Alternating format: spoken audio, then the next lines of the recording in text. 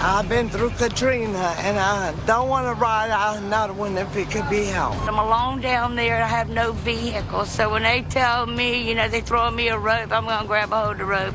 From this point out, I'd rather be surprised when it's not as bad as I thought than be surprised that it's worse than what I got ready for. It's just one thing after another, and it's kind of like, well, what more can they throw at us? But we'll do it. We'll adjust, and we'll make it work. That's all we can do. Hundreds of thousands told to evacuate, and listen to some of these other numbers. Storm surge that could top 13 feet. 13 feet. Rain amounts could top another foot. Wind potential over 115 miles an hour. The time to prepare is quickly coming to a close, and we have live coverage around the clock with everything you need to know as Laura approaches the Gulf Coast. The last quiet night here in Lake Charles, Louisiana.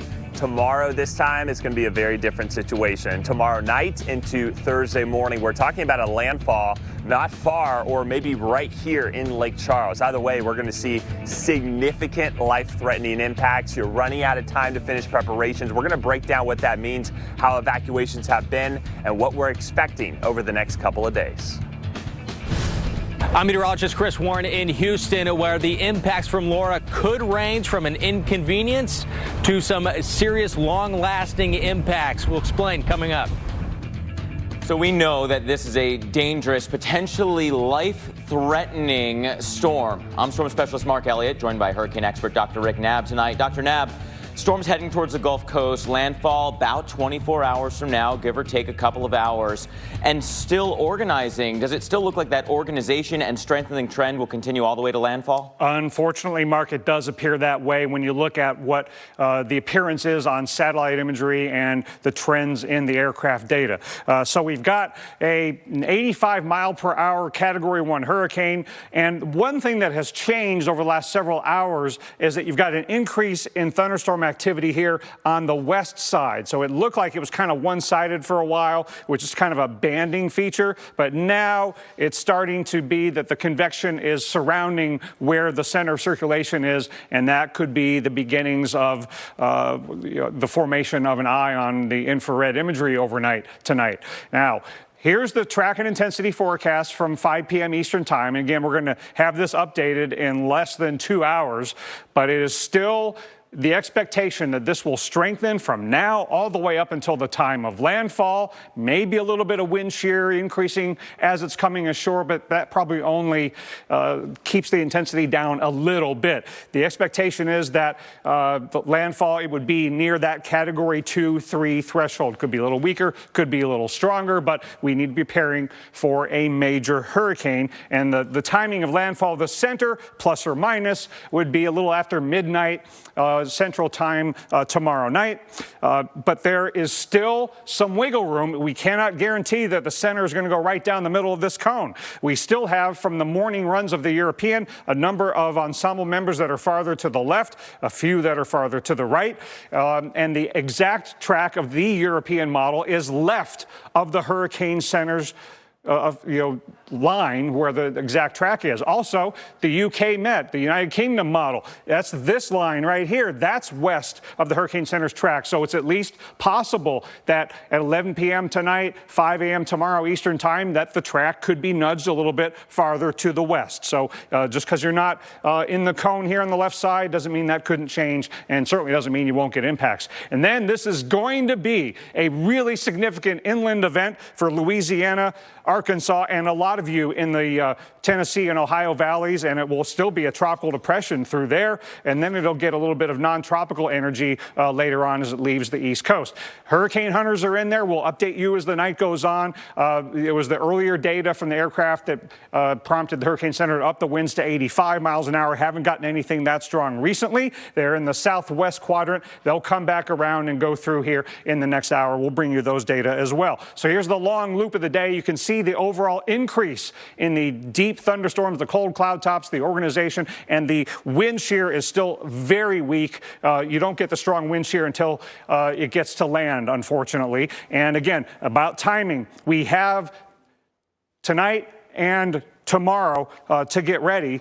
And then when you get to early on Wednesday, southeast Louisiana, things could be getting, going downhill, and then later in the day. So today was our last full day to get ready in places like Lake Charles, Louisiana, and right there in the middle of Laura's projected path in Lake Charles is where we find our meteorologist, Chris Bruin. And Chris, there's so many things to talk about with regard to Lake Charles, including the fact that they're not right on the Gulf front, but because of the Calcasieu River, the storm surge could make it all the way up there. They had 6 feet of water in Lake Charles in Rita in 05.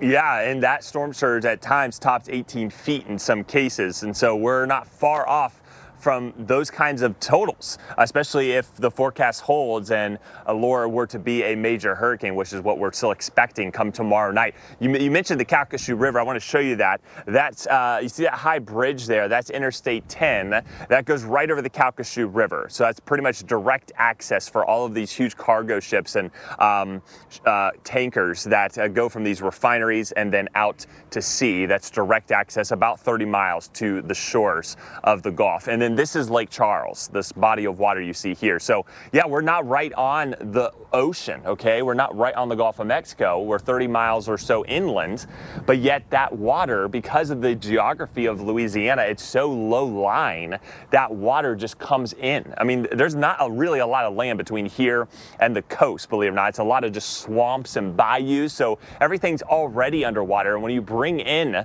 the surge, it covers all of that on top of what's already there. So that's why the surge is able to go so much farther inland in this part of the Gulf than other parts like in Florida and other areas. So you're thinking 30 miles, yeah, you wouldn't have storm surge there, but think again, it's all dependent upon your actual coastline and the local geography and topography. So it's very crucial. Now let's walk you through what we've been noticing here today. People have been preparing, and I will say Lake Charles is prepared. They still have Rita back in their minds. That was the last big storm that threatened the area and really just, I mean, devastated Holly Beach. That's just south of here in Cameron Parish. And all across Lake Charles, we had significant damage with that as well, especially with that storm surge. So people are boarding up, people are leaving. Remember, a mandatory evacuation here for Calcasieu Parish, especially those low-lying areas. That includes Lake Charles and all of Cameron Parish. And then voluntary evacuations for many of the parishes east of here, south of Interstate 10. So that's important to remind you of. And a lot of people we talk to, they're taking this storm seriously. Take a listen to what some folks had to say. Solid West Louisiana, it could get bad sometimes, you know. I mean, we all done it before. We all went through it before, and you know, like I said, just take precautions and try to be safe and do what you can, you know. Be with family and loved ones and make sure, you know, everybody's okay.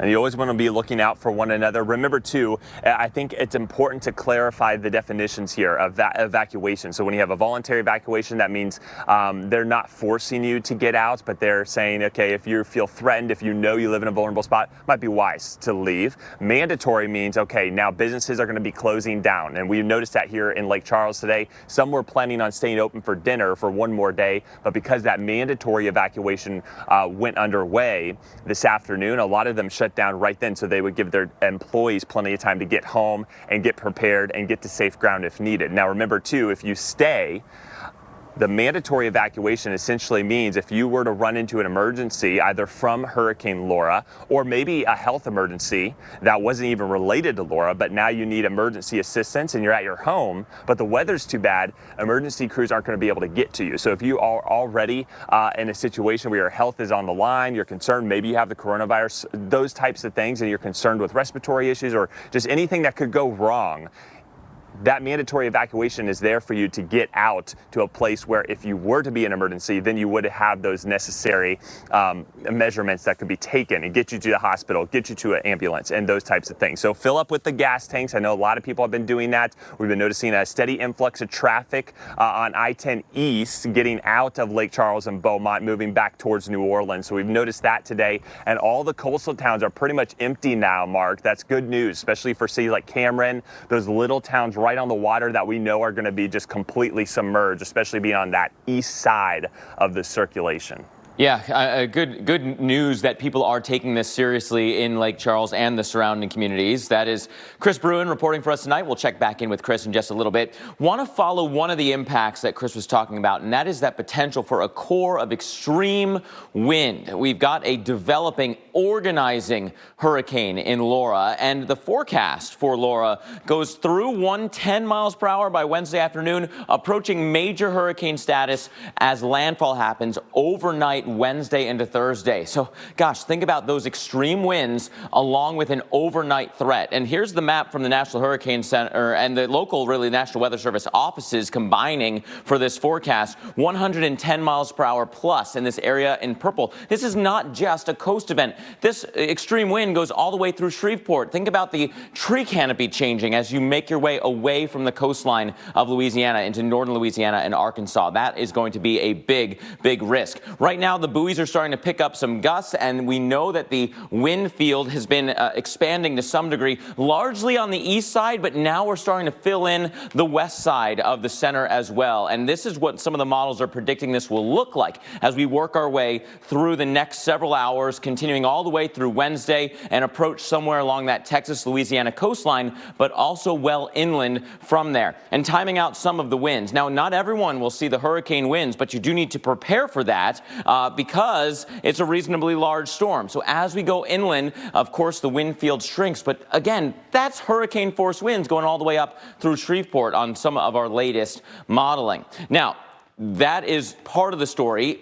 For wind, it's only part of the story. Remember, this cone wraps all the way back around, so much so that once it's interacting with that front and with high pressure over New England, the winds could actually increase again. You could have tropical storm force winds in portions of the mid-Atlantic and the northeast corridor. So keep that in mind. Again, tree canopy changes, rainfall that we've had throughout summer, flooding risks well inland. This is not just a coastal event.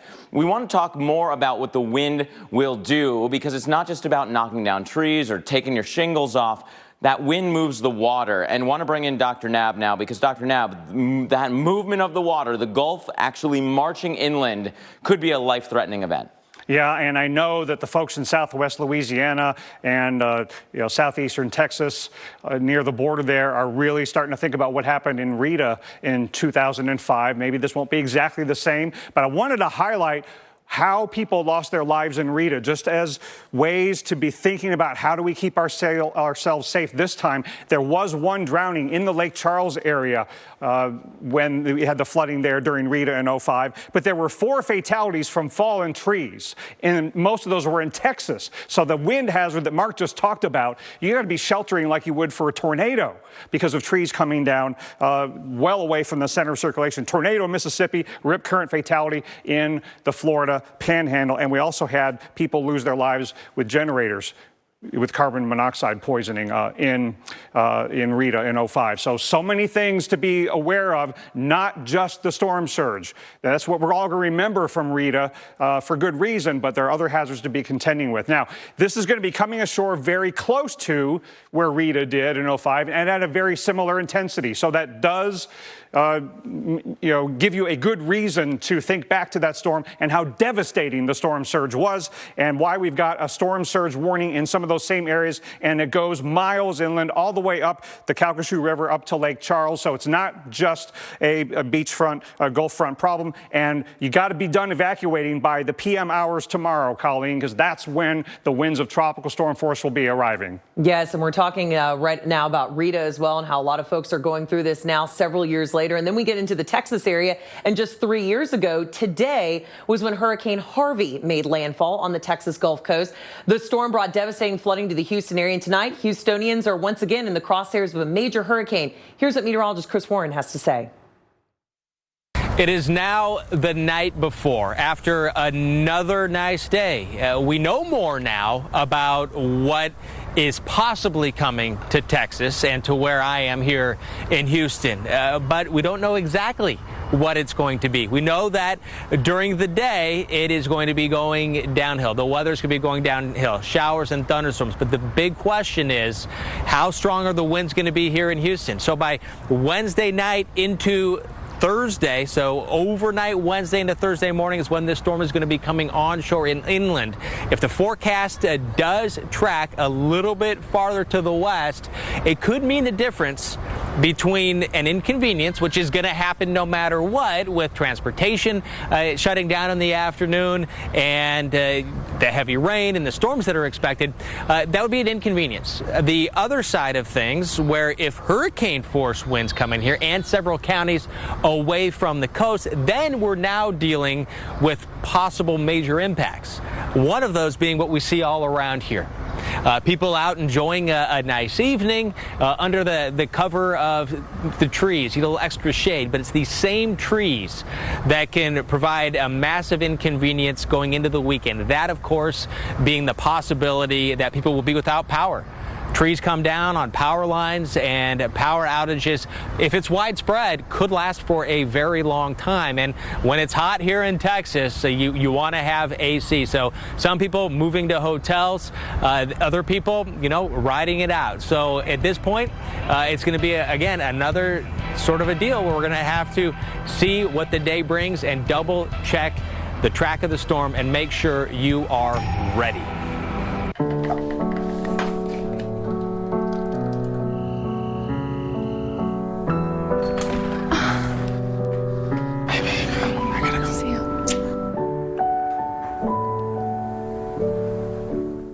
Tide Power Pods one-up the cleaning power of liquid. Can it one-up whatever they're doing? For sure. Seriously? One-up the power of liquid, one-up the toughest stains. Any further questions? One-up the power of liquid with Tide Power Pods.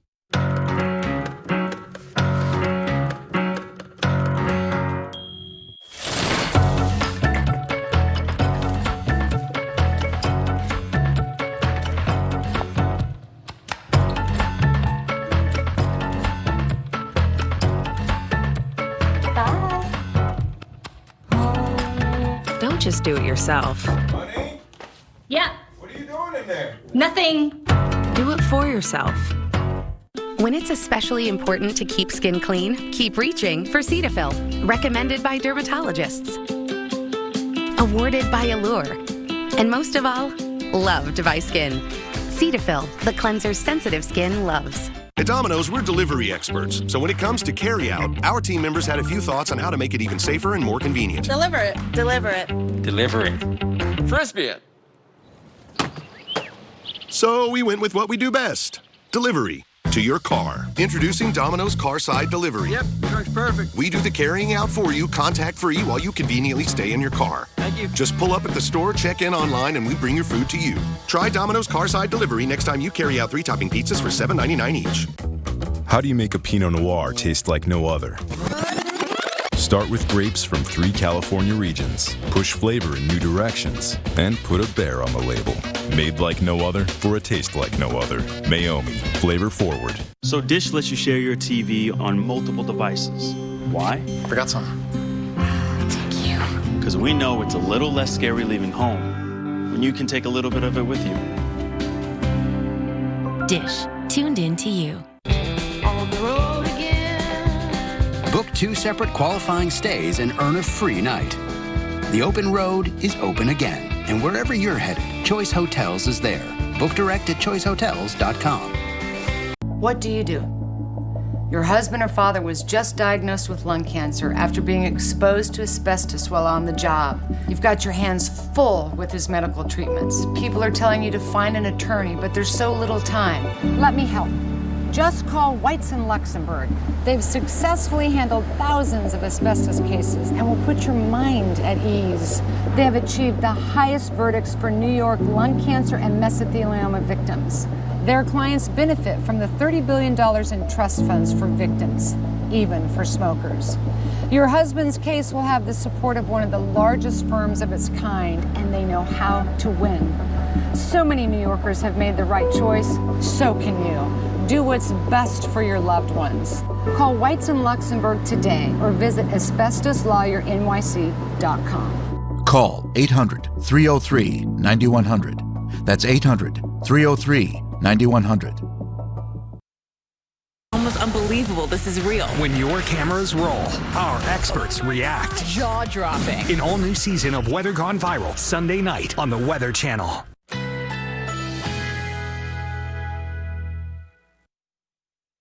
Currently in our area, 78 degrees under partly cloudy skies.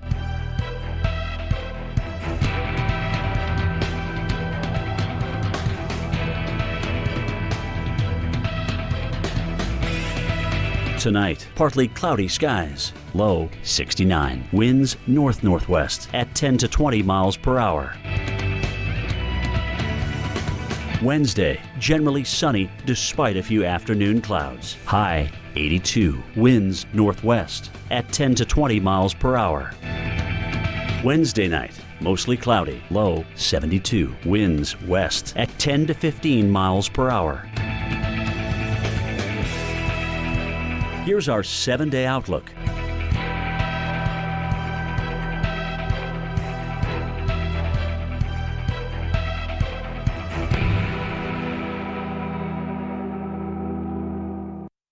Hurricane season doesn't stop for a pandemic, and neither do we. Be ready for impacts well beyond the center of the hurricane. Don't let COVID-19 take your eye off the tropics. This year's threat is more complex and dangerous than ever before. Remain vigilant, pay close attention to the Weather Channel. No one can cover this historic hurricane season better than the Weather Channel. Get the information you need to stay safe every day. Storm safety in a pandemic, all season long, right here on the Weather Channel. And time is quickly running out tonight to evacuate. Board up, stock up, and get ready for what's likely to be a major hurricane. We're tracking Laura all night long. This was a scene today in Lake Charles. Right now, quiet. Of course, not quiet as folks are going to be preparing for Laura, but quiet in terms of the weather. However, in the next 24 hours, they could see a storm surge over 10 feet and winds well over 100 miles an hour. That's why the best thing to do is just get out. We're going to Arkansas. It's going to come there, but it's not going to, be as bad. Why get out? Because the rain, the wind, and the surge, and, it was bad for Rita, and they said that's what it was going to be like. So we knew about that one. And here's a look at what we know right now. In Texas, 500,000 plus people are now under mandatory evacuation orders. Texas Governor Greg Abbott says, I am concerned about any area in Texas. The city of Austin is preparing shelters for evacuees from the Galveston area, and very strong warnings coming from the National Hurricane Center. Life-threatening storm surge and potentially catastrophic damage. Now, right now, let's get an update specifically on one of the areas that we are most concerned about, and that's Jefferson County, Texas. That is the cities of Beaumont and Port Arthur. Joining us on the phone right now is Allison Getz with Jefferson County. And thank you for joining us tonight, Allison. Talk to us first about the evacuations and how that's going so far tonight. Well, I'm happy to report that it's going a lot better than it was earlier today. We pushed out a lot of information through our social media and other media partners to make sure that everyone knew the gravity of the situation. You know, we've been through 2 hurricanes in the last couple of years that were mainly flooding events, and folks are just not used to the wind being a large component of these storms and how deadly they can be. So I'm happy that people seem to be evacuating. We're pleased about that. Oh, that's great news, Allison. One thing that may be on people's minds tonight is how everything's being handled with COVID this year and hurricanes. So kind of walk us through what that looks like if folks are going to be evacuating or trying to find a shelter. Right. So we have a staging location, actually several of them throughout the county, and where you used to be able to put 50 people on a bus, now we can only put 15. So it's definitely a tougher situation getting folks out. But we have not had a ton of people take advantage of that, and we have lots of buses, lots of capability, and so we have pushed out all these locations to our citizens, and we hope that they take advantage of them so they can get out and be taken to San Antonio and Austin. And Allison, if someone is trying to evacuate right now or they want to find the nearest shelter, where would you direct them to find that information? So the best thing to do is to call 211, and they will be able to direct you based on where you're located in the county. They'll be able to tell you what to do, and we can accommodate anyone that has those needs. We want to make sure that those that are disadvantaged don't have the wherewithal to get out. Those that have special needs, we want to make sure that we can get them out of harm's way. Thank you so much, Allison, for all that you're doing for Jefferson County, and thanks for joining us tonight, hoping that everything goes well with the evacuations, and so glad to hear that people are heeding those warnings. And of course, as we mentioned, Jefferson County, Port Arthur is one of those areas that's in that. The big concern is the water, not only from just the storm surge, but from all the rain that's expected, and that's on top of all the wind, too. That's why people in Port Arthur, Texas, spent today filling up sandbags. Let's go on over to hurricane expert Dr. Rick Knabb, tracking some of the threats from the overwhelming amounts of rain that could be expected, along with many other dangerous situations that Laura could bring. Dr. Knabb? Yeah, Colleen, this is definitely not just going to be a coastal event. We're going to have heavy rainfall that's going to produce flooding going well inland for days. Take a look at just through Friday, what the European model is kicking out. Over a foot of rain in some localized spots, many places over half a foot. Now, this is very track dependent. The European model is farther left than the other model, so it has a track that dumps most of the rain in East Texas and then up into Arkansas. Then you look at the GFS, which is a little bit farther right. The heaviest rain is just over the border in Louisiana, so we don't know for sure who's going to get the heaviest rain, but the potential is there for life-threatening, maybe even community-wide and damaging inland flooding outside of the storm surge. So you saw that sandbags are being distributed. That's one thing you can do to prepare for inland flooding. This is not what you do for storm surge. That's going to overwhelm sandbags. But for inland flooding from rainfall, it can help to obtain and fill and properly stack sandbags around your property. You want to clear your gutters, put valuables and documents in waterproof containers, and raise electronics and furniture as high as you can, because this is not just going to flood roads. This could flood homes as well. Take photos and videos of the inside of your home before the event, so you have that for an insurance claim later, and make off-site data backups for your computers. And so here's tomorrow night into Thursday morning, where the flooding is going to be the worst, and then we go Thursday night into Friday morning. We get up into northern portions of Louisiana, then up into Arkansas, and then it's into the Tennessee and Ohio valleys after that. Now, you can also get latest track and up-to-the-minute forecast information from the Weather Channel now on SiriusXM Channel 721. We'll be live streaming through noon Eastern Time Thursday, keeping you safe. That's a buffalo flatbread bullseye for my mouth to aim at. Oh, hiding, huh? The new grilled buffalo chicken papadilla. Tangy buffalo sauce, grilled chicken, and melty cheese for just $6. Papa John's. 1 in 2 kids is underhydrated. If your child doesn't seem themselves at times, they may not be hydrated enough.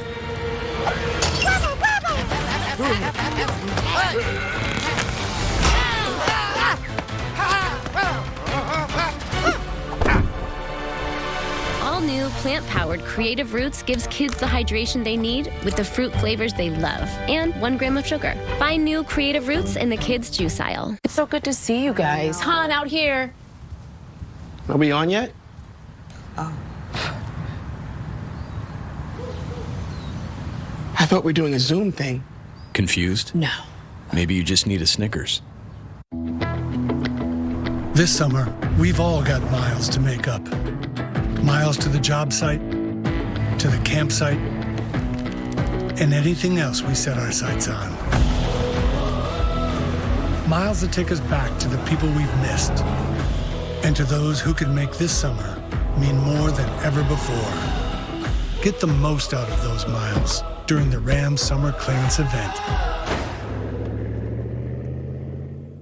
I wanted more from my COPD medicine. That's why I've got the power of 1, 2, 3 medicines with Trelegy. The only FDA-approved once-daily 3-in-1 COPD treatment. Trelegy, the power of 1, 2, 3. Trelegy, 1, 2, 3. Trelegy. With Trelegy and the power of 1, 2, 3, I'm breathing better. Trelegy works 3 ways to open airways, keep them open, and reduce inflammation for 24 hours of better breathing. Trelegy won't replace a rescue inhaler for sudden breathing problems. Trelegy is not for asthma. Tell your doctor if you have a heart condition or high blood pressure before taking it. Do not take Trelegy more than prescribed. Trelegy may increase your risk of thrush, pneumonia, and osteoporosis. Call your doctor if worsened breathing, chest pain, mouth or tongue swelling, problems urinating, vision changes, or eye pain occur. Think your COPD medicine is doing enough? Maybe you should think again. Ask your doctor about once daily Trelegy. We know times are hard, and we're here for you. Find support at Trelegy.com. We know to wash our hands. Here's a reminder from Cetaphil to wash your face, too. Dermatologist recommended Cetaphil washes away germs in 20 seconds and leaves skin moisturized and healthy. Show your sensitive skin some love with Cetaphil. For every staircase supporting a grand entrance, door frames marking milestones, and floors kissed by bare feet, protect the pure joy of home with Terminix. We're committed to keeping termites out of your home with our all-new On Guard termite protection system. Always backed by the Terminix promise to keep your home strong enough for all the love it holds. Call 1-800-TERMINIX today. Can't wait to tell everyone about AT&T's big 5G news. AT&T has nationwide 5G? Yep. And that's faster? Faster, yeah. But is it reliable? Uh-huh, and secure. You should consider making a big deal about it. Bigger? I said bigger. Oh, bigger deal, bigger than what I'm doing. It's not complicated. A 5G network needs a 5G device. Now everyone, including existing customers, can get a free Samsung Galaxy Note 20 after trade-in. Welcome back in to the Weather Channel's continuing round-the-clock coverage here of Hurricane Laura. We will be with you 24/7 through this event. We are here to ride this out and give you the most up-to-date information. Quiet night in Lake Charles tonight. We're thankful we got a couple more days of prep time than what some of Marco could have brought our way. Thankfully, ended up not bringing much rain at all to Louisiana. That was all the Florida-Georgia ordeal and not too much here in the north central Gulf Coast. But that's all about to change this time tomorrow. So we're nearing that 24-hour window from landfall. So we're going to start seeing the weather changing throughout the day tomorrow. And remember, that water level rise is going to start, I would say, at the high tides as early as late morning into the afternoon, okay? It's going to be well in advance because you get that push of water. And Laura's still moving fairly quickly and is already in the middle, central of the Gulf of Mexico. So we're within, 400 miles from Lake Charles, the center, and expecting that to close in on us tomorrow night into early Thursday morning. So as far as impacts go, we know the storm surge is going to be a huge ordeal. Whether we get a direct landfall here in Lake Charles or it goes off to our west near the Texas-Louisiana state line, either way, we're in a pretty dangerous pocket to be in because we're still on that right side. You get that whole push of water and you're going to have those intense, strong winds. Thankfully, it's a fast-moving system even after making landfall, but it means it's going to be a hard few hours for those who are staying behind. So make sure you have your safe place and plan. You finish up those preparations in the next 12 hours or less. And by morning, you want to be at your spot where you're going to be riding out that storm. I want to bring in Dr. Rick Knabb, our hurricane expert. And, Dr. Knabb, a lot of people here remember Rita, okay?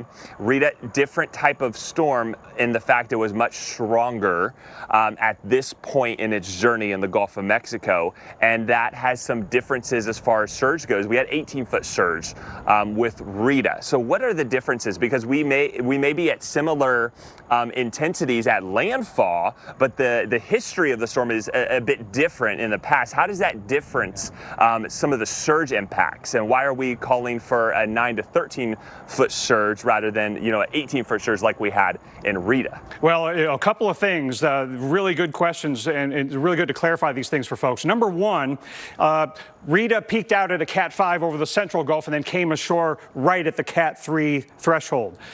and Laura is expected to intensify to that intensity. So in terms of where it's coming ashore and how strong, very, very similar. The fact that Rita peaked out at Cat 5 maybe adds about 10% to the storm surge that happened at landfall. Maybe it'll be a little larger than Laura, but otherwise, I think Laura is fully capable of producing very similar storm surge, just as life-threatening, just as destructive. And also, Chris, since 2005, at the Hurricane Center, especially when I was there and it's continuing now, we're really starting to convey storm surge in terms of flooding above normally dry ground. And those storm surge values that we assessed back in the day with Rita were storm surge. It wasn't the flooding above normally dry ground.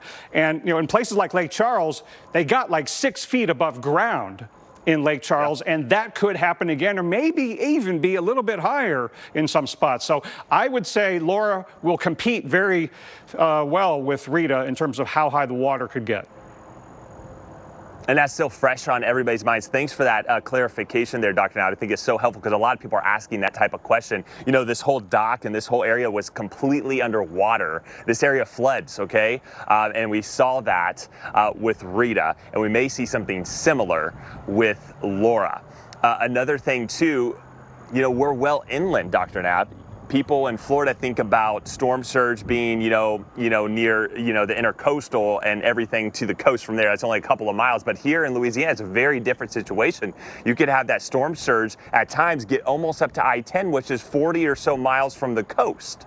Mm-hmm. Yeah, the Calcasieu River and Calcasieu Lake down to the south, it provides a direct beeline path for the salt water to come from the Gulf of Mexico up into Lake Charles. There's a direct connection, and that's why you can get such significant storm surge flooding in Lake Charles when you're more than a couple dozen miles from the Gulf front. So as we like to say, just because you can't see the Gulf front from Lake Charles doesn't mean that the Gulf waters can't come to you. And winds, what are we looking at as far as impacts go? The eye wall we know is where the worst of the winds are going to be. It's hard to tell because the storm can change so much from where it is now to landfall. If it were to go to the Texas state line, let's say, as the center of that cone, we know that's not what we want everyone to focus in on. We'll answer this question and more. I want to bring Dr. Nowd back into the discussion here, but we'll talk about the impacts and how far-reaching and even inland they may go. Start your day with Secret. Secret stops sweat 3 times more than ordinary antiperspirants. With Secret, you're unstoppable. No sweat. Try it and love it or get your money back. Secret. No sweat. Jake from State Farm. I would like to formally extend my gratitude for the Russell rate on my insurance. Do you mean surprisingly great rates from State Farm? I don't believe in accepting help, but I'll make an exception. Here's the deal, Russell. There's no special rate. These prices are for everyone. With the oak and the eagle as witness, consider us square. I made that from memory. I know your face that well. When you want the real deal, like a good neighbor, State Farm is there. How do you make a Pinot Noir taste like no other? Start with grapes from 3 California regions. Push flavor in new directions. And put a bear on the label. Made like no other for a taste like no other. Maomi. Flavor forward. Make the summer yours with a twist of flavor. Discover the Mediterranean flavors and gentle bubbles of San Pellegrino Essenza. Add a twist of flavor. That's a buffalo flatbread bullseye from my mouth to aim at. Oh, hiding, huh? The new grilled buffalo chicken papadilla. Tangy buffalo sauce, grilled chicken, and melty cheese for just $6. Papa John's. COPD makes it hard to breathe. So to breathe better, I started Once Daily Anoro. COPD tries to say go this way. I say I'll go my own way with Anoro. Once Daily Anoro contains 2 medicines called bronchodilators that work together to significantly improve lung function all day and all night. Do not use Anoro if you have asthma. Anoro won't replace rescue inhalers for sudden symptoms and should not be used more than once a day. Tell your doctor if you have a heart condition, high blood pressure, glaucoma, prostate, bladder, or urinary problems. These may worsen with Anoro. Call your doctor if you have worsened breathing, chest pain, mouth or tongue swelling, problems urinating, vision changes, or eye pain while taking Anoro. The most common side effects are sore throat, diarrhea, and pain in the arms and legs. Ask your doctor about once daily Anoro to start treating your COPD. We're here for you during this challenging time, and always find support at Anoro.com. I'm your Uncle Cooper, and I care about three things. I care about you. I care about tires. I care about your tires.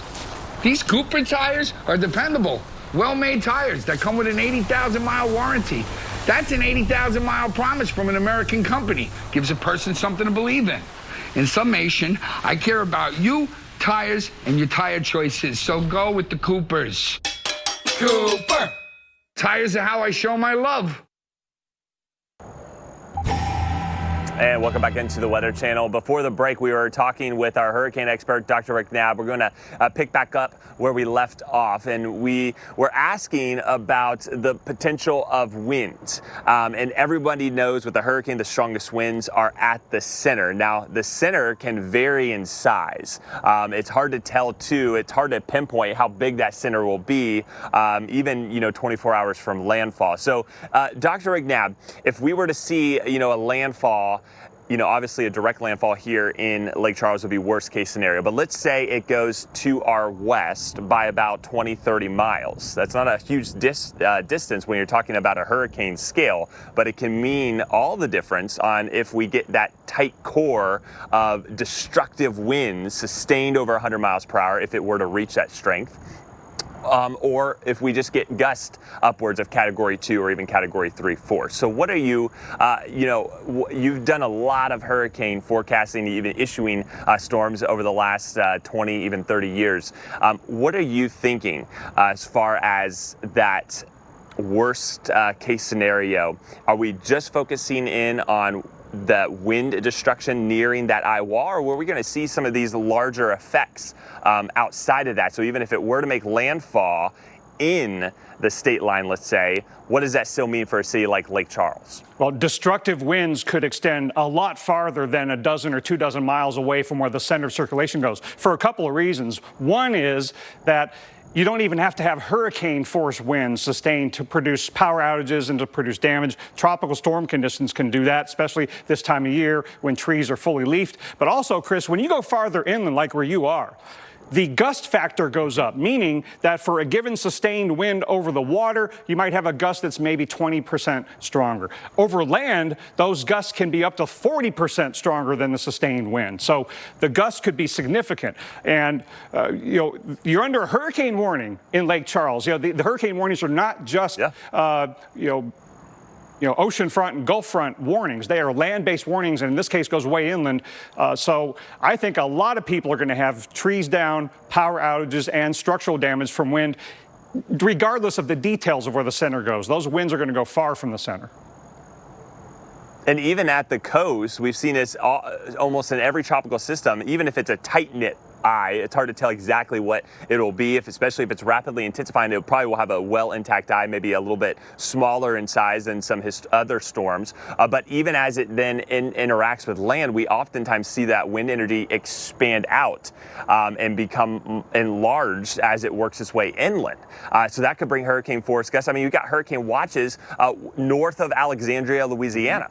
Yeah, lots of things can go, in unexpected ways once the hurricane comes ashore. Sometimes they can tighten up a little bit in the eye wall when they interact with the convergence of land, but then as they weaken, the pressure starts to fill in, but then the wind field expands. So, just so many ways that so many people can get more wind than they think.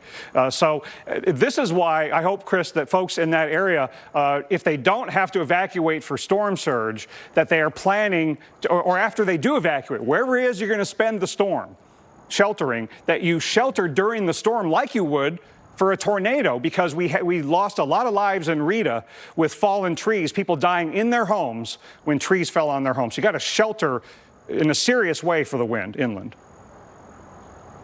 I like that point. Treat it almost like you would a tornado warning during the height of the storm. You want to kind of have an assessment of your grounds wherever you're going to be staying, especially if you know you're safe from the water side of things, the surge and the flood threat.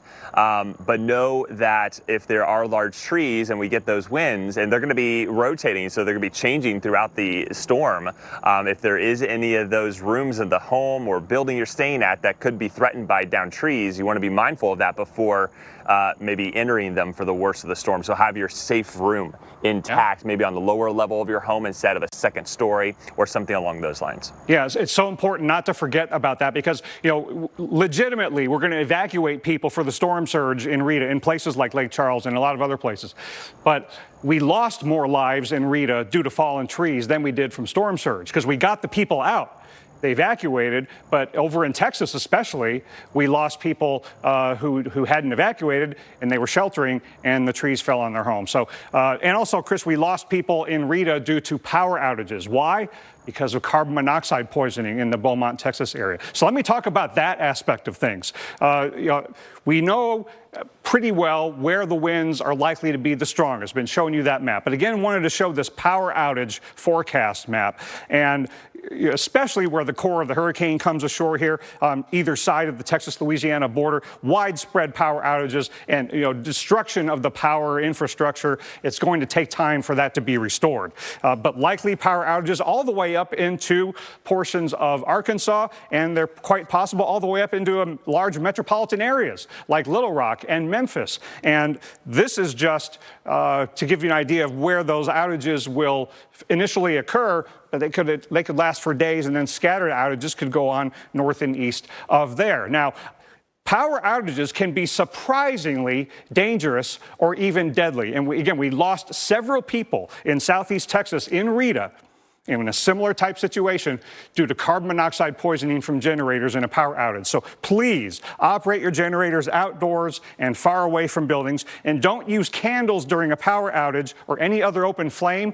There's just too much risk of being left unattended and causing a fire. And then those power lines are going to come down in a major hurricane. Stay away from down power lines, and as you plan on where to shelter tonight and to tomorrow for the duration of the storm, if you have the need for power, for life-sustaining medical equipment, you want to shelter someplace that has backup power. So if you know an elderly friend or family member who has the need for power, help them get to shelter in a safe way. Well, our live coverage continues. Extended coverage as we track Hurricane Laura, a potentially dangerous and intensifying hurricane on a collision course for the Gulf Coast.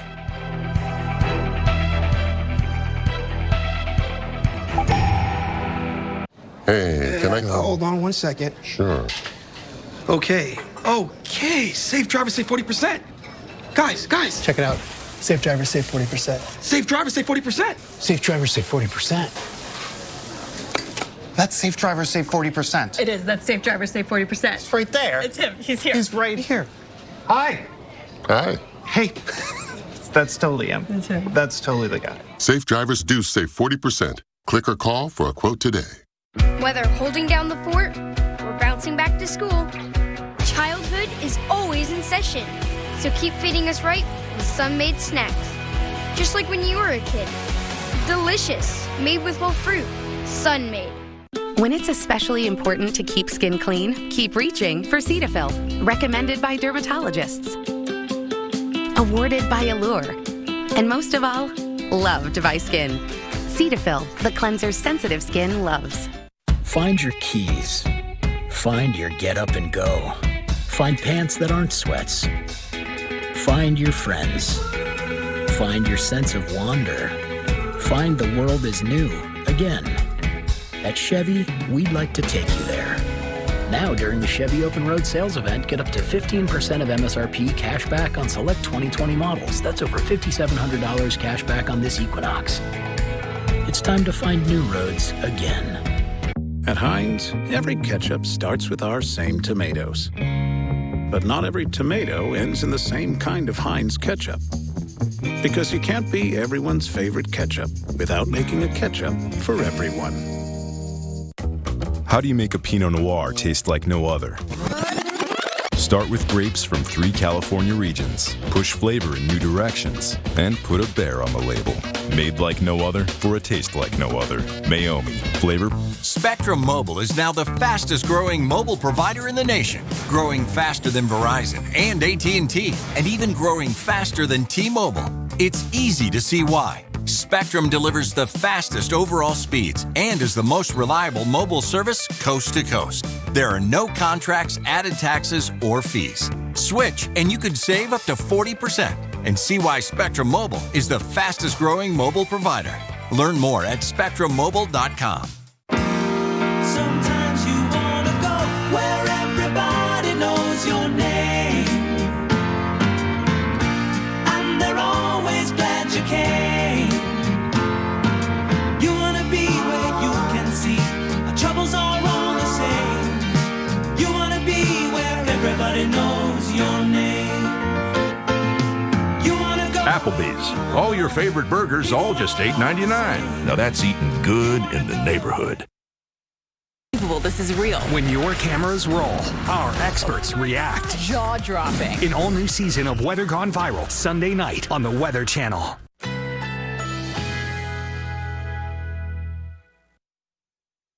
Currently in our area, 78 degrees under partly cloudy skies.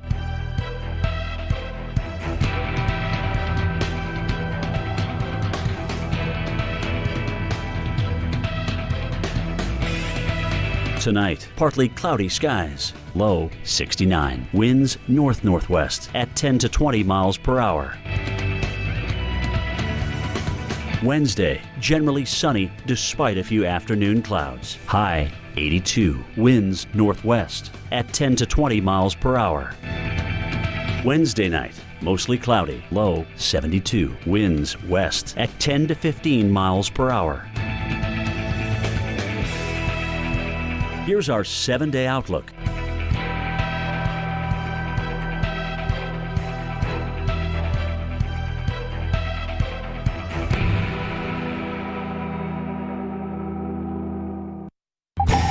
Laura's expected to be a major hurricane, and along with it, we are going to be looking at life-threatening storm surge flooding. In Louisiana, there's a lot of low-lying territory, a lot of marshland, and that's going to allow that surge to penetrate well inland, 20, 30, maybe 40 miles or more in some areas. And let's take a look at Lake Charles, Louisiana, home to 78,000 people. Look at all of that flooding. You're talking about 3 to 6 to 9 feet of flooding all across that region. That is going to be huge if it happens just like that. Even well to the north, up the Calcasieu River, we could be looking at storm surge flooding 40 to 50 miles away from the Gulf of Mexico. So what does that look like on the ground? You get into 3 feet of storm surge flooding, you can forget about driving out. It's not going to happen. It will float your car at that level. And also there could be toxic chemicals in the water. We've seen that in this region before. You get to 6 feet of storm surge flooding and suddenly objects are floating around, crashing into other things. There's structural damage. It's incredibly dangerous. It's life-threatening. The only way to survive this would be to get to the second level of a home. And then what about 9 feet of storm surge flooding? This is in the forecast. Look at this. Look at that. There is no way you could survive that level of flooding. So when local officials tell you you've got to get out, you have to evacuate, you've got to get out. Frightening scenes, as you just saw. It's not just about wind when a major hurricane is coming your way. A potentially catastrophic storm surge could put entire neighborhoods underwater. Want to bring back hurricane expert Dr. Rick Knabb. Dr. Knabb, some of the forecasts here are just, scary, ominous, up to 13 feet of storm surge. I mean, that's up to the roof lines of people's homes, including potentially the Beaumont-Port Arthur area.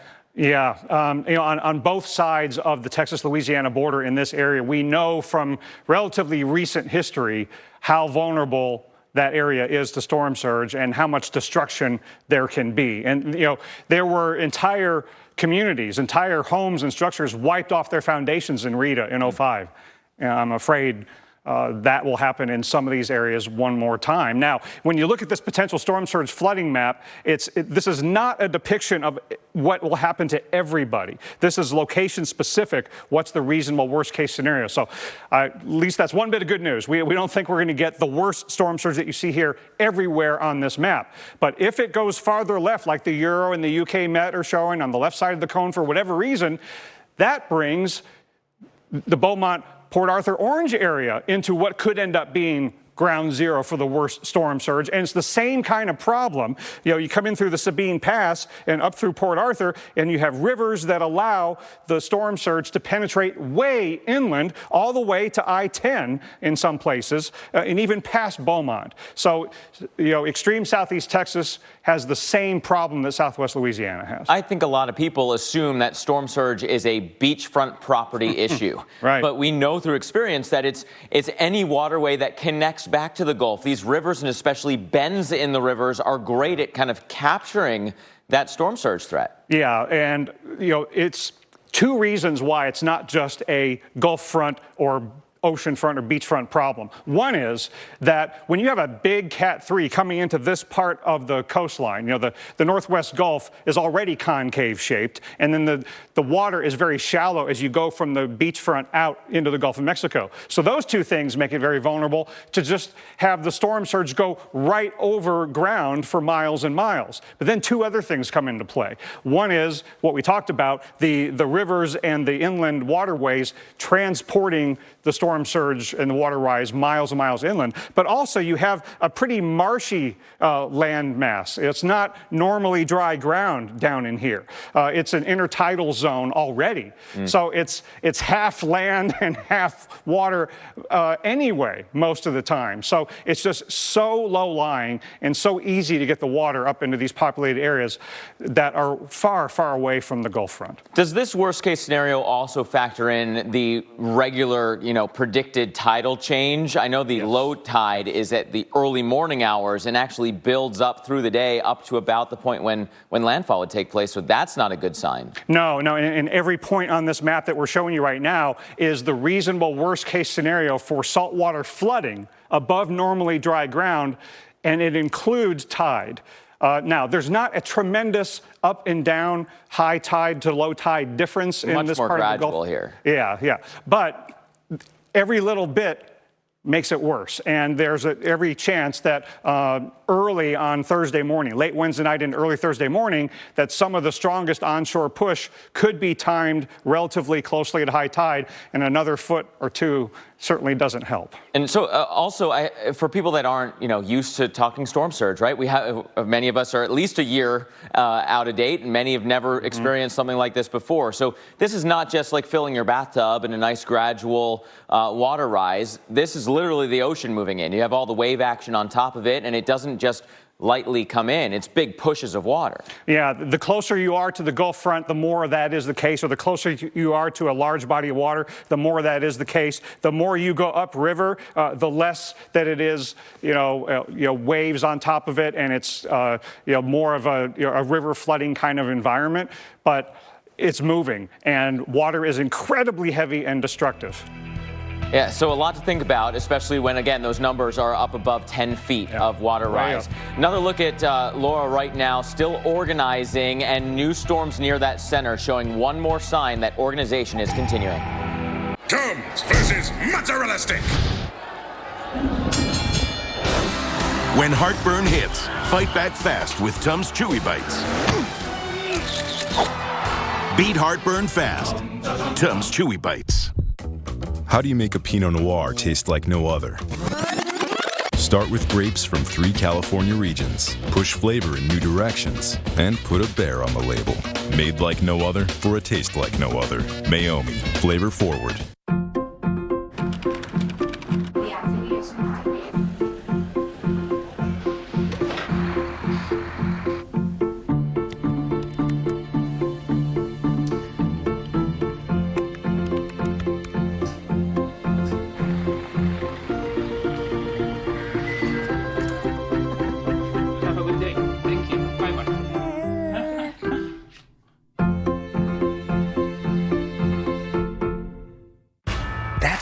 buffalo flatbread bullseye for my mouth to aim at. Oh, hiding, huh? The new grilled buffalo chicken papadilla. Tangy buffalo sauce, grilled chicken, and melty cheese for just $6. Papa John's. On the road again. Book 2 separate qualifying stays and earn a free night. The open road is open again. And wherever you're headed, Choice Hotels is there. Book direct at choicehotels.com. When it's especially important to keep skin clean, keep reaching for Cetaphil. Recommended by dermatologists. Awarded by Allure. And most of all, loved by skin. Cetaphil, the cleanser sensitive skin loves. As a real estate agent, I've learned it's excess moisture that causes musty odors. Pro tip, use Damp Rid. Damp Rid drop-in tabs attract and trap excess moisture out of the air, eliminating musty odors. Works every time. Get rid of dampness. Damp Rid. When was the last time you really looked out the window? What do you see? The awakening of the rising sun, or light dancing across the mountaintops? Look for a moment longer and you'll see beauties all around us. Like a painting, moving in the wind, speaking to the soul.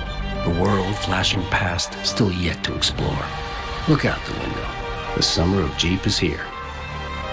Or, right now, get $4,240 in total values on the 2020 Jeep Gladiator Overland.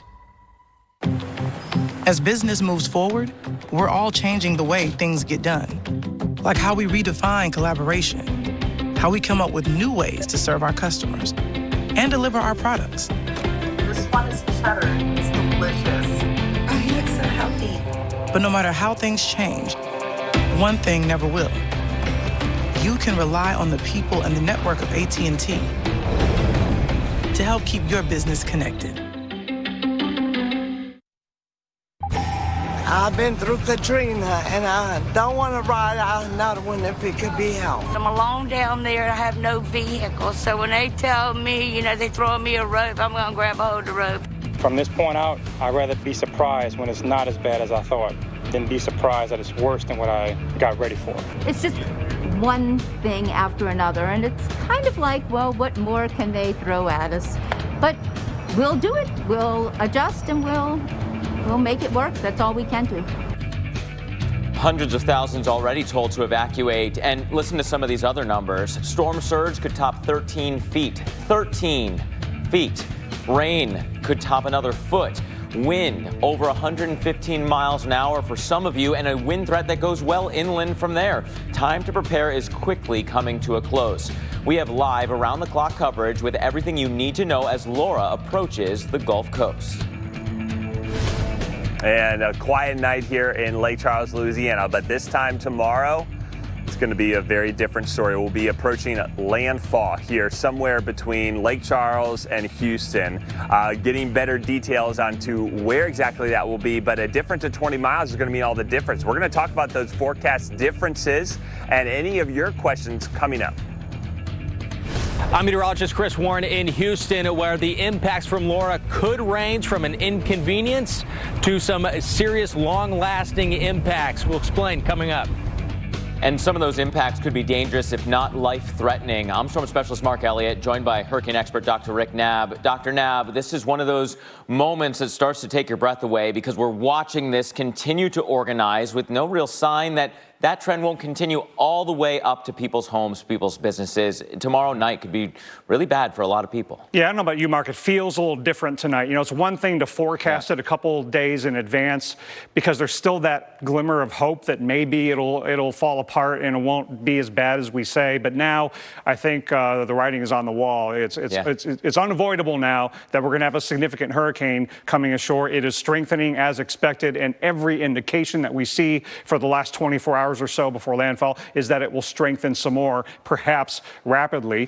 85 miles per hour is the maximum sustained winds at the intermediate advisory. We're going to have another full advisory within the hour, and we will update you as soon as that comes in. So that's when we'll have a complete new updated track and intensity forecast from the Hurricane Center. This is the one from 4 p.m. Central Time, anticipating something near the major hurricane threshold at 115 miles an hour, making landfall shortly after midnight tomorrow night, plus or minus. And we don't know exactly where the center is going to come ashore or exactly how strong it's going to be, but we need to be planning for a major hurricane coming ashore, and it's going to be so track dependent. Who gets the worst winds of a major hurricane likely? Who gets the heaviest rainfall and so forth? And storm surge is highly dependent upon exactly where the track goes. But the risk is over a large area, even outside of the cone, where still some of the model tracks take it. The European model is a little bit left of the Hurricane Center's latest track. The UK Met model track is a little bit left. So it could be at 11 p.m. Eastern, 10 Central that the track is shifted west or the other direction, depending upon all the different models that are coming in and the Hurricane Center is looking at. After that, it's going to go barreling inland. Major hurricanes are big, big inland problems because they're so strong when they come ashore that the winds are strong a good distance inland, and they bring a tremendous amount of rainfall, and they take a long time to weaken. And this was not going to go away until the weekend when it gets some extratropical energy off the New England coast. So this is going to affect millions of you, not just coast, but inland as well, and not just wind. A lot of this is about water. And on the satellite, it's obvious that it is gaining organization. That southwestern side has become more convectively active somewhere along the line. We're probably going to get an eye to show on the infrared imagery as it continues to strengthen. The wind shear is inland.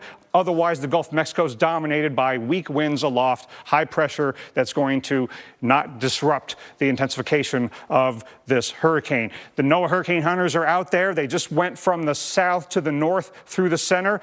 They got max winds that are close to that 85 miles an hour. I don't see anything yet that's super convincing that it has gotten a lot stronger, but the night is young, unfortunately. In the overnight convective maximum period, when things get more and more unstable in the tropical atmosphere, overnight tonight, there could be tremendous intensification. Look how far inland these hurricane warnings go. This is not just going to be a Gulf front hurricane. It is going to bring hurricane conditions somewhere into these areas well inland, and even possibly up as far as Lufkin and Alexandria, and then the tropical storm watches go all the way up to the Arkansas-Louisiana border. And then you got to bring stuff indoors. It's not just about the wind. It's what's flying around in the wind. Look at your screen right now. Take a picture of it. Here's a list of things to bring indoors tonight and early tomorrow so that things aren't flying around and causing damage. Now, right in the middle of Laura's projected path in Lake Charles, Louisiana, that's where we find meteorologist Chris Bruin tonight. And Chris, speaking of having a lot of problems, even though you don't live right on the Gulf front, in Lake Charles, we've got wind to be concerned about, we've got trees coming down, power outages, and storm surge that far inland. Yeah, we're going to have it all. No doubt about that. Even if the center or the eye goes to our west slightly, we're still going to have it all. High winds, structural damage potentially. Of course, that tornado threat. Can't forget about that, especially with tropical systems. And then the surge, because we're going to be on that onshore flow essentially the whole time. That starts as early as tomorrow morning, and those high tides that then follow. So we got to watch this very closely.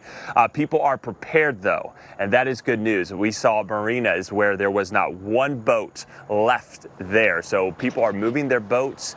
People are boarding their homes. We noticed a lot of that going on, rushing to the stores for those last minute supplies that they may have forgotten, especially now. People have been prepared for Laura. We've had time to watch this, and that's certainly something that we want to continue with going forward. Take a listen to what some of the residents are saying as they await Laura's arrival.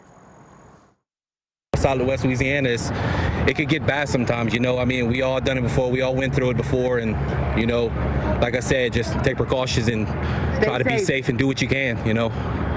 Be with family and loved ones and make sure, you know, everybody's okay.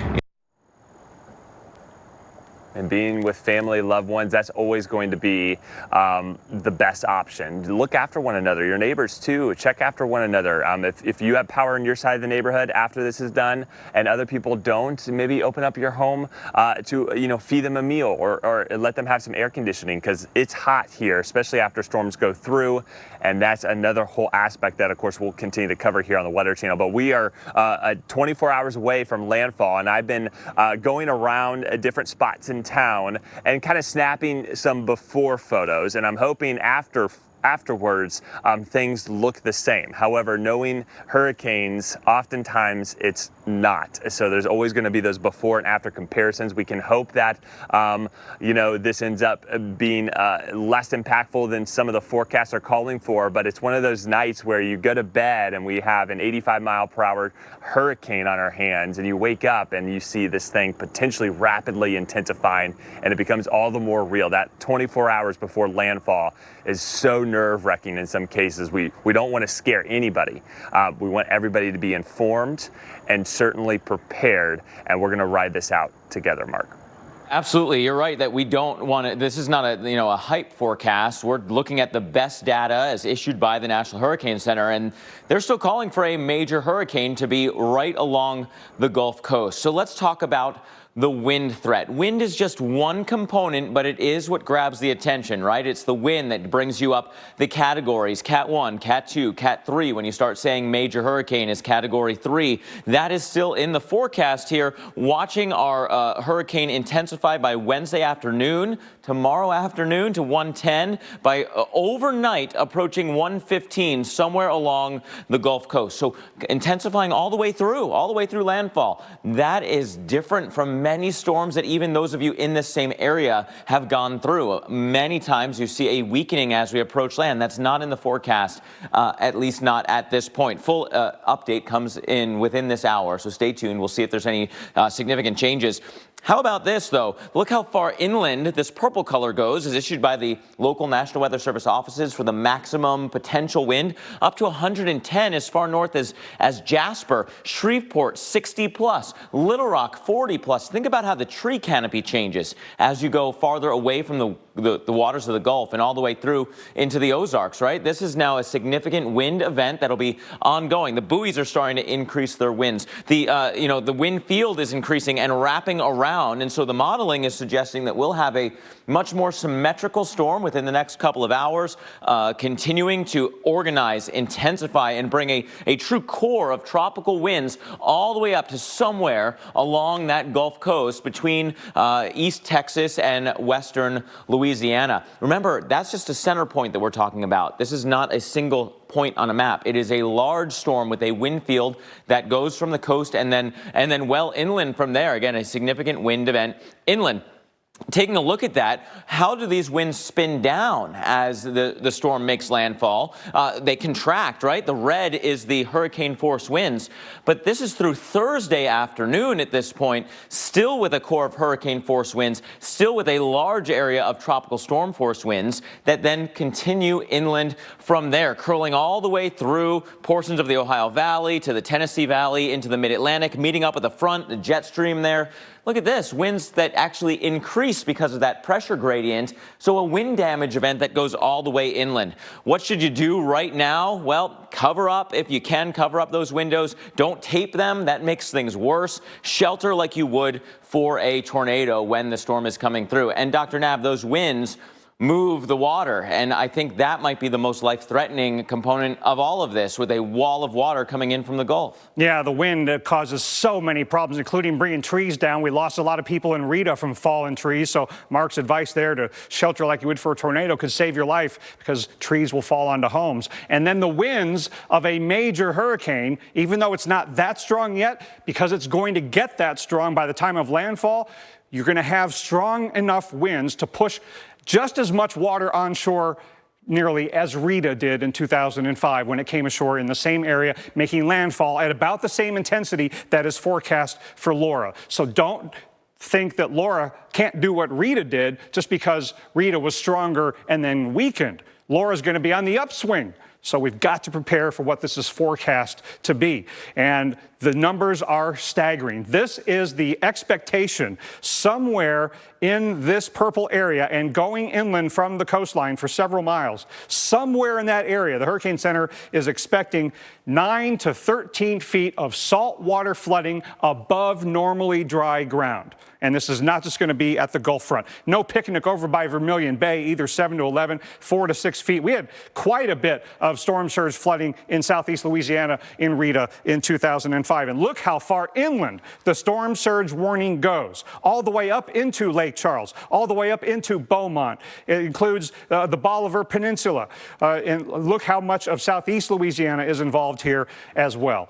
So we've got to evacuate, Colleen, as officials tell you to go, and go ASAP, because time's going to run out tomorrow morning. Yes, time is running out very quickly. And it was 3 years ago today when Hurricane Harvey made landfall on the Texas Gulf Coast, and that storm brought devastating flooding to the Houston area. And tonight, Houston is once again in the crosshairs of a major hurricane. Meteorologist Chris Warren is there with a look at how people are now preparing for Laura. It is now the night before, after another nice day. We know more now about what is possibly coming to Texas and to where I am here in Houston, but we don't know exactly what it's going to be. We know that during the day it is going to be going downhill. The weather's going to be going downhill, showers and thunderstorms. But the big question is, how strong are the winds going to be here in Houston? So by Wednesday night into Thursday, so overnight Wednesday into Thursday morning is when this storm is going to be coming onshore and inland. If the forecast does track a little bit farther to the west, it could mean the difference between an inconvenience, which is going to happen no matter what, with transportation shutting down in the afternoon, and the heavy rain and the storms that are expected. That would be an inconvenience. The other side of things, where if hurricane force winds come in here and several counties away from the coast, then we're now dealing with possible major impacts. One of those being what we see all around here. People out enjoying a nice evening under the cover of the trees, a little extra shade, but it's these same trees that can provide a massive inconvenience going into the weekend. That, of course, being the possibility that people will be without power. Trees come down on power lines, and power outages, if it's widespread, could last for a very long time. And when it's hot here in Texas, you want to have AC. So some people moving to hotels, other people, riding it out. So at this point, it's going to be, again, another sort of a deal where we're going to have to see what the day brings and double check the track of the storm and make sure you are ready. Yeah, Chris is in Houston right now, and just as he mentioned, we're watching this track very closely. So, including Houston, you need to be on high alert. Here's what you could expect. Wednesday evening, you could have some wind gusts starting around 25 miles an hour, and then as we get into Wednesday night into Thursday morning, we'd increase those tropical storm force winds. And if we see any shift in this track, you could be dealing with some hurricane force winds. Nothing like Harvey, but you could still see some rain there across Houston, around 1 to 2 inches. Then as we get closer to the coastline, Galveston's going to be looking at a storm surge around 3 to 5 feet, along with the wind and the rain. So a lot to be watching in the next 24 hours. And of course, right here on the Weather Channel, we have live coverage around the clock of Laura. We'll have the latest coming up next.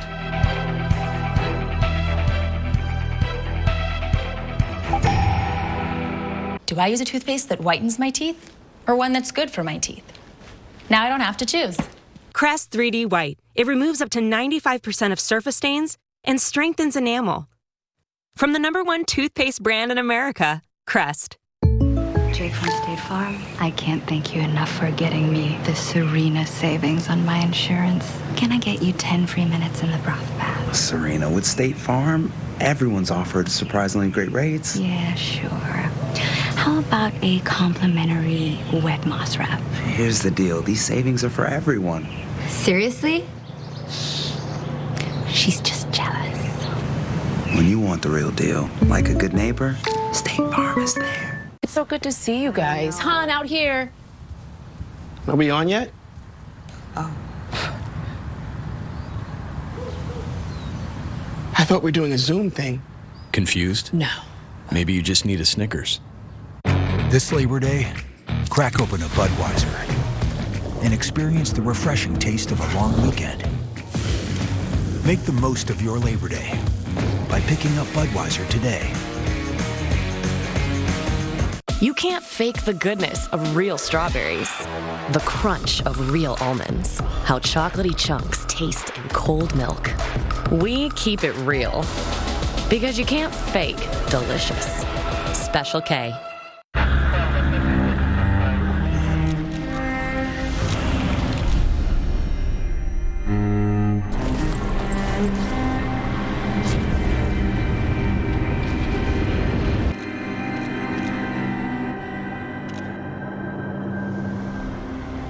Through our love promise, Subaru and our retailers are proud to be replanting 500,000 trees in areas devastated by wildfires.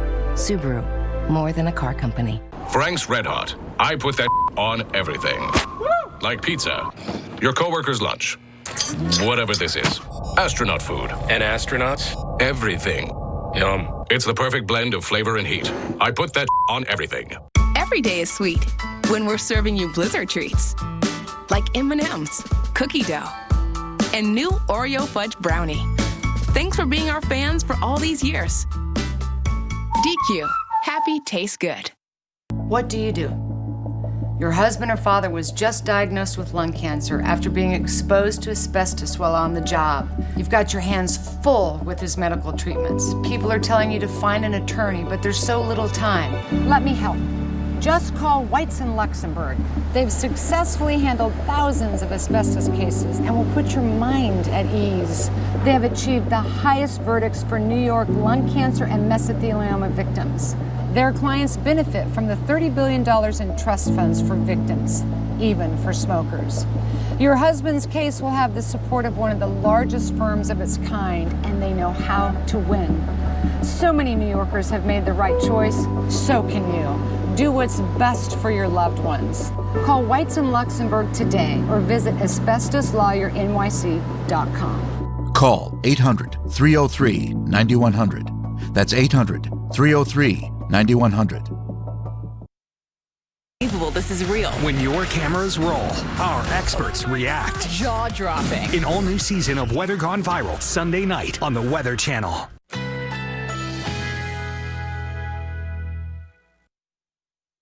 Currently in our area, 79 degrees under partly cloudy skies.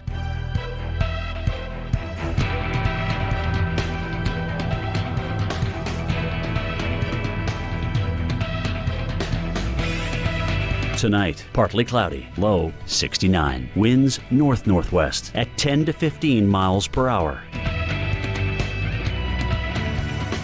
Wednesday, generally sunny despite a few afternoon clouds. High 82. Winds northwest at 10 to 20 miles per hour. Wednesday night, mostly cloudy, low 72. Winds west at 10 to 15 miles per hour. Here's our 7-day outlook.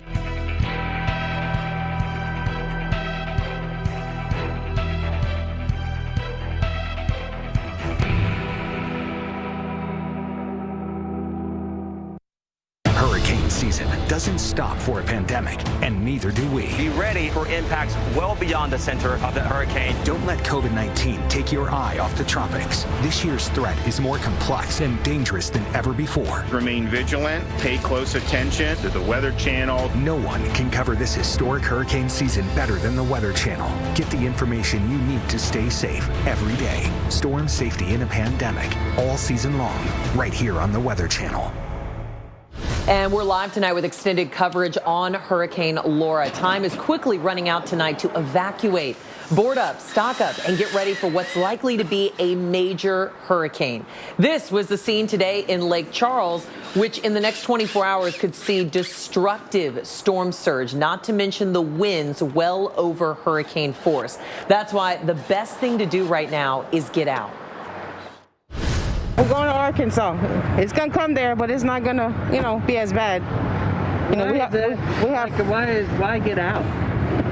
Because the rain, the wind, and the surge, and, it was bad for Rita, and they said that's what it was going to be like. So we knew about that one. Here's a look at what we know right now. The National Hurricane Center says Laura's storm surge could penetrate up to 30 miles inland. This is not just a coastal event. Texas Department of Emergency Management says prepare for power outages lasting at least 2 days. To ease evacuee travel through Houston, Mayor Sylvester Turner urges residents to stay off roads through Wednesday. Governor Abbott has also waived all tolls on the Houston area roads. And Louisiana Governor Edwards says take advantage of the time we've been given to prepare. And now let's get an update on the situation in Louisiana. I want to bring in Casey Tingle, the Deputy Director of the Governor's Office of Homeland Security and Emergency Preparedness. He joins us on the phone right now. What's the latest evacuations in your state tonight, Casey? Thank you for the opportunity. We've been fortunate in that Marco did not turn into the storm that we thought it might, and so we've been able to take advantage of some extra time for preparation to really be pushing and positioning evacuations and sheltering throughout the day today and perhaps even into the morning tomorrow. And Casey, we've been talking all night tonight about the topography and geography of Louisiana, and it really lends itself to some significant flooding, not just along the coast, but also farther inland. Do you feel like your state is really heeding these warnings and evacuating from these places? Well, we certainly see evidence that people are evacuating and making their way to hotels and getting to higher ground. We really hope that they are paying attention to this. This has the potential to be very similar to Rita in 2005, and that's not that long ago in terms of the amount of damage that storm caused. Yeah, one thing that wasn't around when Rita happened is COVID-19. How should folks prepare as they're evacuating, trying to find shelters in the midst of this pandemic? That's right. A couple of things really to take into account as families evacuate. They need to bring their face coverings, hand sanitizer, things like that as a part of their go kit. And if they're going to shelter with family or friends, they need to really, utilize those methods and use the face coverings while they're sheltering that way. At the state level, we're utilizing hotels in ways that we never had before to really keep people separated as much as possible. That's good to know. And also just want to ask, if someone's watching right now and they're going, hey, I want to evacuate, or I need to find shelter, or I have family in Louisiana that's trying to find shelter, where would you direct them to find that information? So their parish emergency management office can help facilitate that request if they need transportation assistance or they need sheltering support. 211 is also available in the state that they could call and get some additional instructions. Well, thank you so much, Deputy Director Casey Tingle, for joining us and giving us the latest information on what's going on in your state of Louisiana. Stay safe out there. And another big concern is we're talking about the flooding. Also, we have the wind that's in place. It's also the storm surge. And from all the rain that's expected, this could pose some huge problems in the coming days. And just off to the west of where we're talking about in Louisiana, as we go over to Port Arthur, Texas, they have been filling up sandbags. And so, again, that's going to be helping them as the rain is approaching, the flooding approaching, the storm surge in these areas. So I want to bring in hurricane expert Dr. Rick Knabb that's tracking some of these threats from the overwhelming amounts of rain expected, and not just along the coast, Dr. Knabb, but also really far inland as well. Yeah, for hundreds of miles and days after landfall tomorrow night. That'll just be the beginning of the event for so many people. You look at the track of a major hurricane that's expected to come ashore. It's not just going to go away. It's going to bring tremendous amounts of moisture way inland. It's going to have a lot of organization to it, heavy rain, high rain rates, and it will carry all that moisture into the weekend, into the Tennessee and Ohio valleys and even off the East Coast. So there's a lot of you in harm's way for heavy rainfall. Just looking through Friday, this is very track dependent with a hurricane.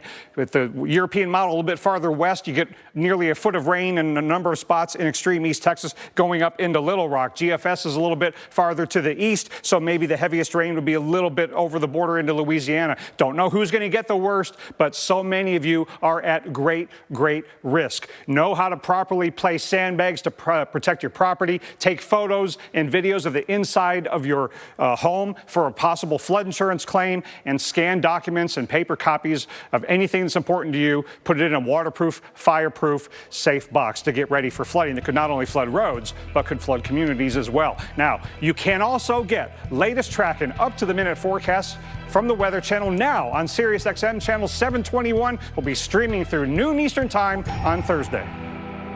I wanted more from my COPD medicine. That's why I've got the power of 1, 2, 3 medicines with Trelegy, the only FDA-approved once daily 3-in-1 COPD treatment. Trelegy, the power of 1, 2, 3. Trelegy, 1, 2, 3. Trelegy. With Trelegy and the power of 1, 2, 3, I'm breathing better. Trelegy works 3 ways to open airways, keep them open, and reduce inflammation for 24 hours of better breathing. Trelegy won't replace a rescue inhaler for sudden breathing problems. Trelegy is not for asthma. Tell your doctor if you have a heart condition or high blood pressure before taking it. Do not take Trelegy more than prescribed. Trelegy may increase your risk of thrush, pneumonia, and osteoporosis. Call your doctor if worsened breathing, chest pain, mouth or tongue swelling, problems urinating, vision changes, or eye pain occur. Think your COPD medicine is doing enough? Maybe you should think again. Ask your doctor about once daily Trelegy and the power of 1, 2, 3. Trelegy, 1, 2, 3. Save at Trelegy.com. Right now, AARP's work is more important than ever. Access to health care, affordable prescription drugs, opportunities to save for the future. That's what AARP fights for because that's what everyone deserves. Whether holding down the fort or bouncing back to school, childhood is always in session. So keep feeding us right with Sun-Made snacks. Just like when you were a kid. Delicious, made with whole fruit. Sun-Made. We know to wash our hands. Here's a reminder from Cetaphil to wash your face, too.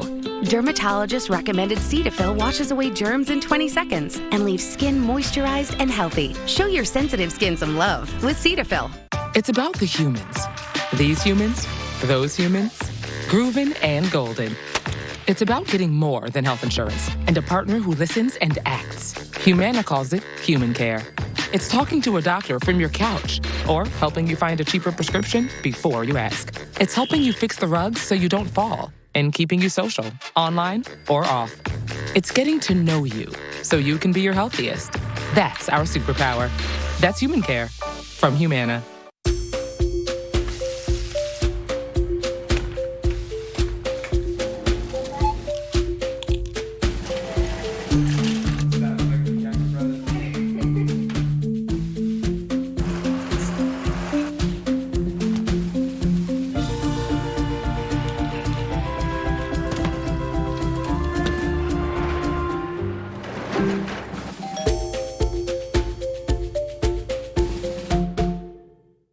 Clean is a feeling. It's the simple joy of washing your hands without ever touching a faucet. It's the little things that matter. That's why we create moments to feel Kohler clean every day. This is an athlete 20 reps deep, sprinting past every leak in our softest, smoothest fabric. She's confident, protected, her strength respected. Depend. The only thing stronger than us is you. Kids love me. I'm what they dream of. I'm a horse, but cuter. I'm a horse, but magical.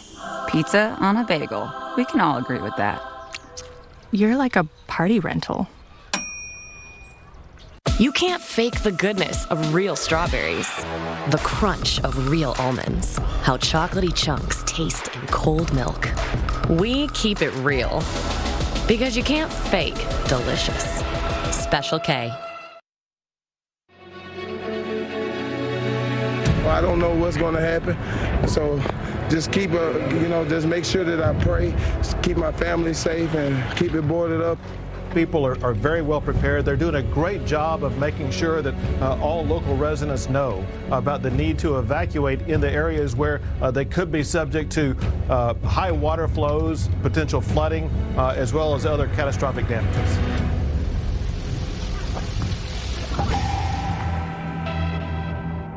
Hurricane Laura is now gaining strength in the Gulf of Mexico. Storm expected to be a major hurricane when it makes landfall tomorrow near that Texas and Louisiana state line. Dr. Knabb joining us now. Dr. Knabb, we continue to see an increasingly strong Laura making its organization known in the Gulf. Yeah, it is on a strengthening trend as we expected. And overnight tonight, it could strengthen rapidly. And we're just moments away, sometime within the next half hour, from getting a full new advisory from the National Hurricane Center.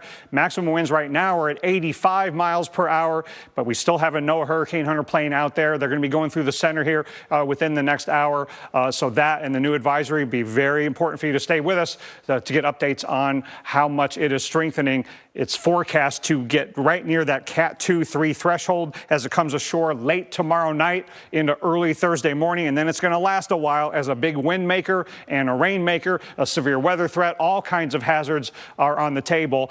Wind is certainly a big part of it. When you got a major hurricane coming ashore, you could have damaging winds that will take out a lot of power going way inland from the Gulf front. So this is not just going to be a hurricane at the beach. It's going to be a hurricane going well inland, and tropical storm conditions can take out power and knock down trees and cause all kinds of damage. And in Rita in 2005, which came ashore in about the spot and at about the intensity that Laura is forecast to, it took 7 lives directly from the forces of the storm. 1 was from storm surge drowning in the Lake Charles area.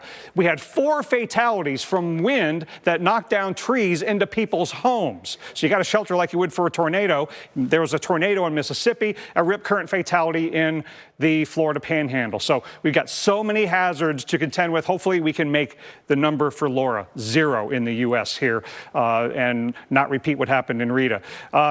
Had a lot of indirect fatalities in Rita, including 6 from carbon monoxide poisoning because of the power outages and then people running generators. That's going to be an issue this time as well.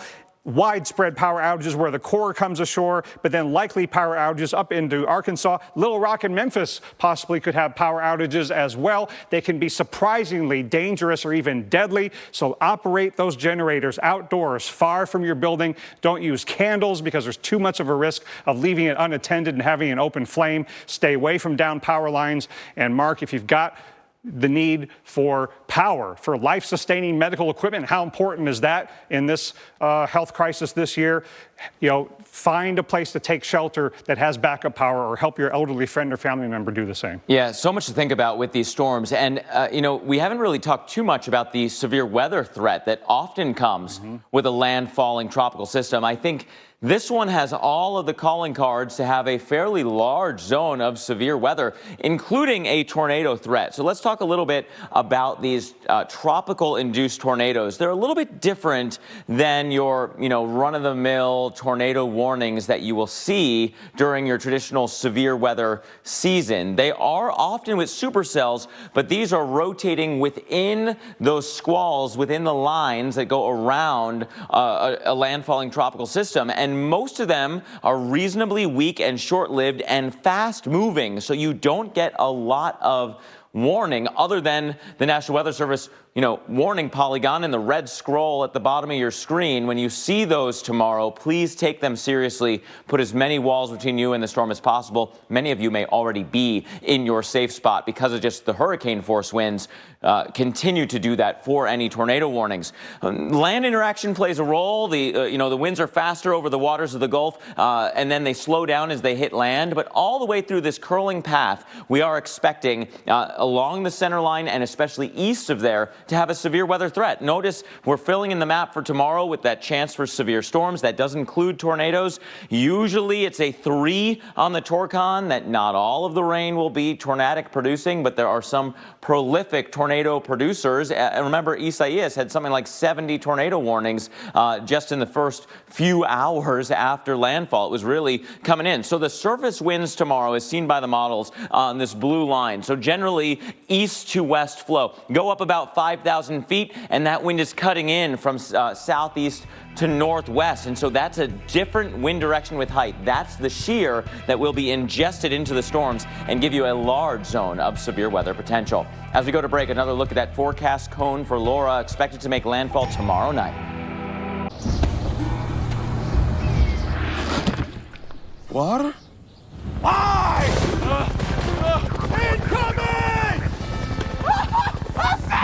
Water tastes like water, so we fixed it. Mio. So Dish lets you share your TV on multiple devices. Why? Forgot something. Thank you. Because we know it's a little less scary leaving home when you can take a little bit of it with you. Dish, tuned in to you. Whether holding down the fort or bouncing back to school, childhood is always in session. So keep feeding us right with Sun-Made snacks. Just like when you were a kid. Delicious, made with whole fruit, sun-made. When was the last time you really looked out the window? What do you see? The awakening of the rising sun, or light dancing across the mountaintops? Look for a moment longer and you'll see beauties all around us. Like a painting, moving in the wind, speaking to the soul. The world flashing past, still yet to explore. Look out the window. The summer of Jeep is here. Or get 0% financing for 72 months, plus no monthly payments for 90 days on select 2020 Jeep Grand Cherokee models. At SafeLight, we're committed to taking care of you and your car. We'll fix it right with no contact service you can trust. So if you have auto glass damage, stay safe with SafeLight. SafeLight Repair, SafeLight Replace. Summer is here. So it. Here are the rules for summer this year. Lays are preferred. Pants are optional. Backyards, bathtubs, and patios are always open. And snack time? Snack time is anytime. Recipes are better with Cheetos. Tostito salsa goes with everything. And bedtime? What's a bedtime? Yeah, summer rules. Frito-Lay, let's summer. At Olive Garden, it's easier than ever to enjoy what you love from us in the comfort of your own home. Order and pay on our app or at ogtogo.com.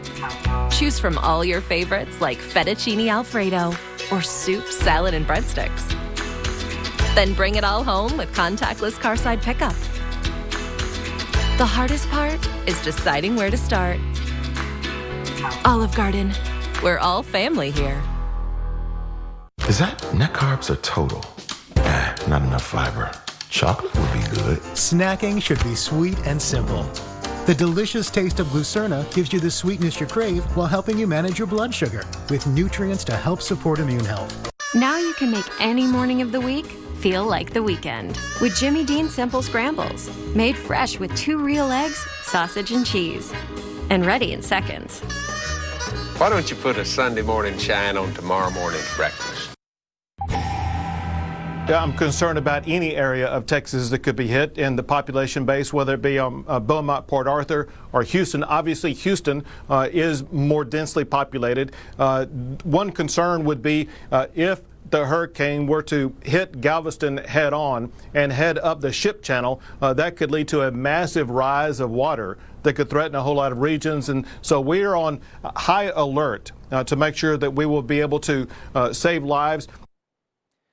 And Houston and the direct Houston area not completely off the table yet. Certainly many of the models are a little bit up the coast from there towards the Louisiana border, but it is something that we are still following carefully. Small changes in the track, location, location, location can mean huge differences for you and your loved ones. We know that right now we have an 85-mile-per-hour Cat 1 storm. Lots of organization now compared to where we were at that 7 o'clock advisory Central Time. We're moments away from a new advisory being issued. And of course, they're still, watching where this storm is going. Will it go a little bit more west in its wobbles, or will it continue on a more northwest course? These are all things that the National Hurricane Center is watching very carefully. At the 11 o'clock Eastern, 10 o'clock Central, we'll also get a new forecast of the track. The cone will get updated. Not anticipating huge changes here, but some adjustments are always possible as new data is coming into the models and new forecasters are putting out their swath here.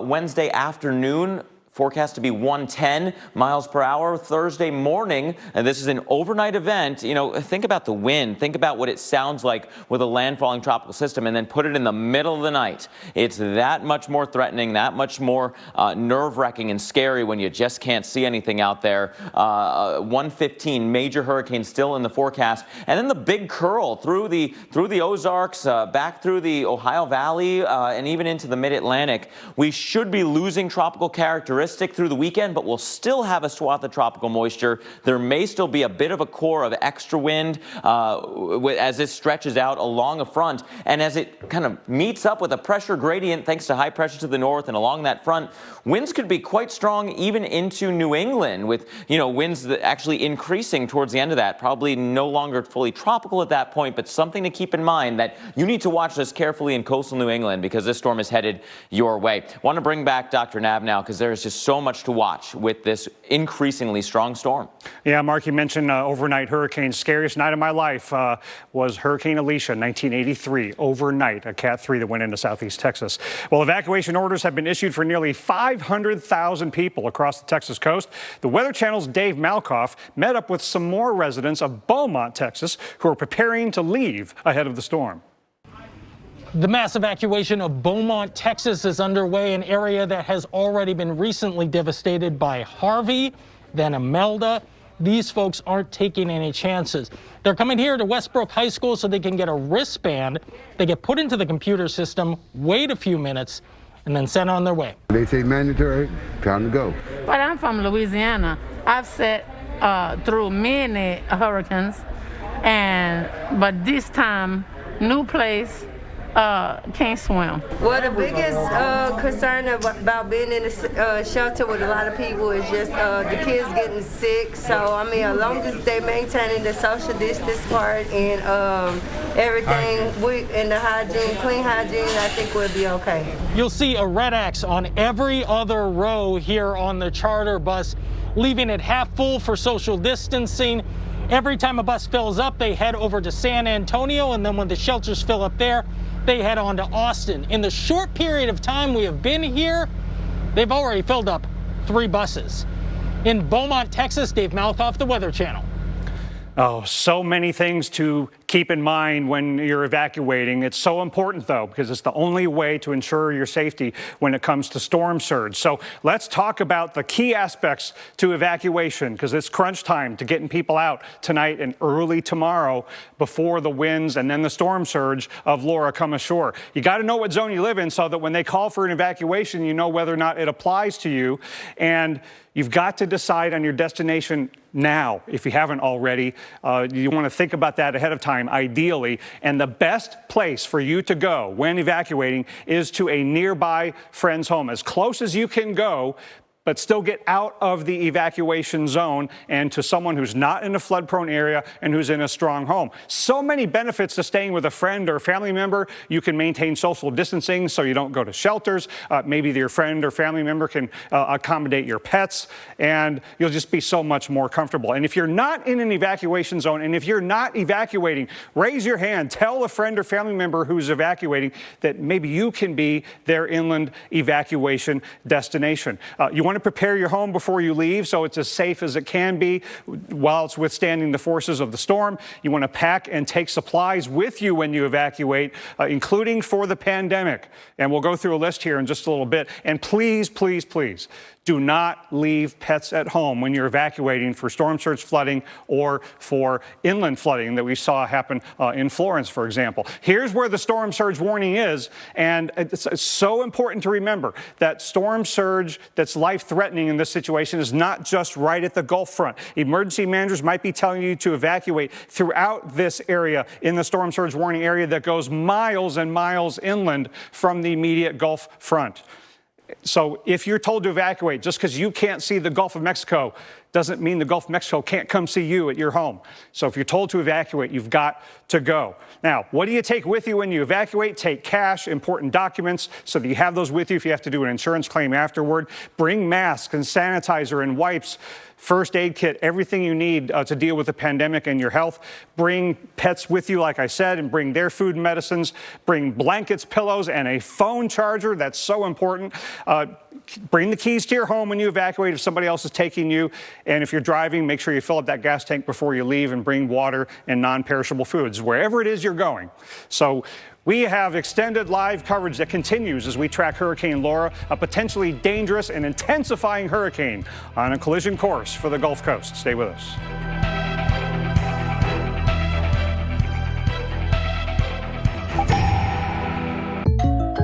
Hey, I didn't order any pizza. Jake from State Farm. After you saved me so much dough on insurance with that Parker promo, I devised a promo for you. Here's the deal, Parker. State Farm offers everyone surprisingly great rates. Yeah, right.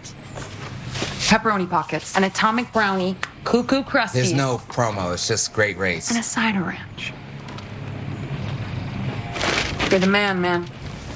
When you want the real deal, like a good neighbor, State Farm is there. Target's same-day delivery. Contactless delivery right to your door, designed for your day, so you can work out. Join in. And game on. Just download the Target app and try it today. A lot of folks ask me why their dishwasher doesn't get everything clean. I tell them, it may be your detergent. That's why more dishwasher brands recommend Cascade Platinum, with the soaking, scrubbing, and rinsing built right in. For sparkling clean dishes the first time. Cascade Platinum. Domino's knows delivery, so when we asked our team members how to make carry-out more convenient, they had thoughts. Frisbee it. That's a thought. Deliver it. Even better. Introducing Domino's Carside Delivery. Just pull up, check in online, and we bring your food to you. It's carry-out delivered. Teddy loves tug-of-war. In his lifetime, he'll pull hundreds of tons. That's why he needs a tailored recipe from IAMS to help him stay fit. IAMS who I am. Whether holding down the fort or bouncing back to school, childhood is always in session. So keep feeding us right with Sun-Made snacks. Just like when you were a kid. Delicious, made with whole fruit. Sun-Made. Frank's Red Hot. I put that on everything. Like pizza, your coworker's lunch, whatever this is. Astronaut food. And astronauts? Everything.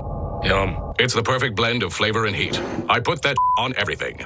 Spectrum Mobile is now the fastest growing mobile provider in the nation, growing faster than Verizon and AT&T, and even growing faster than T-Mobile.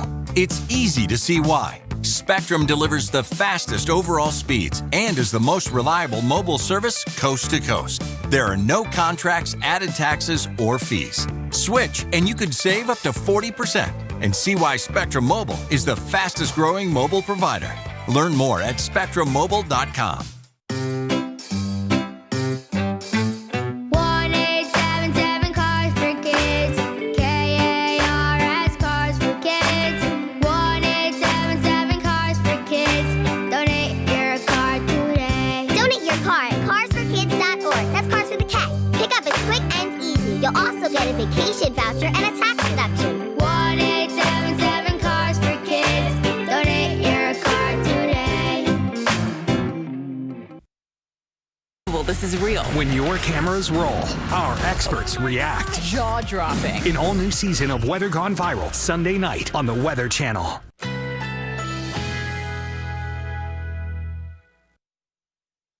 Currently in our area, 78 degrees under partly cloudy skies.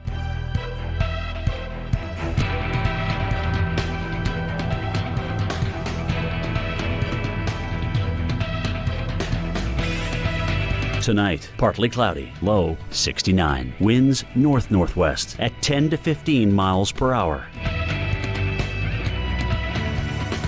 Wednesday, generally sunny despite a few afternoon clouds. High 82. Winds northwest at 10 to 20 miles per hour.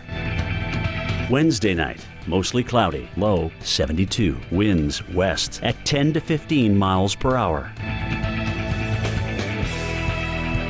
Here's our 7-day outlook.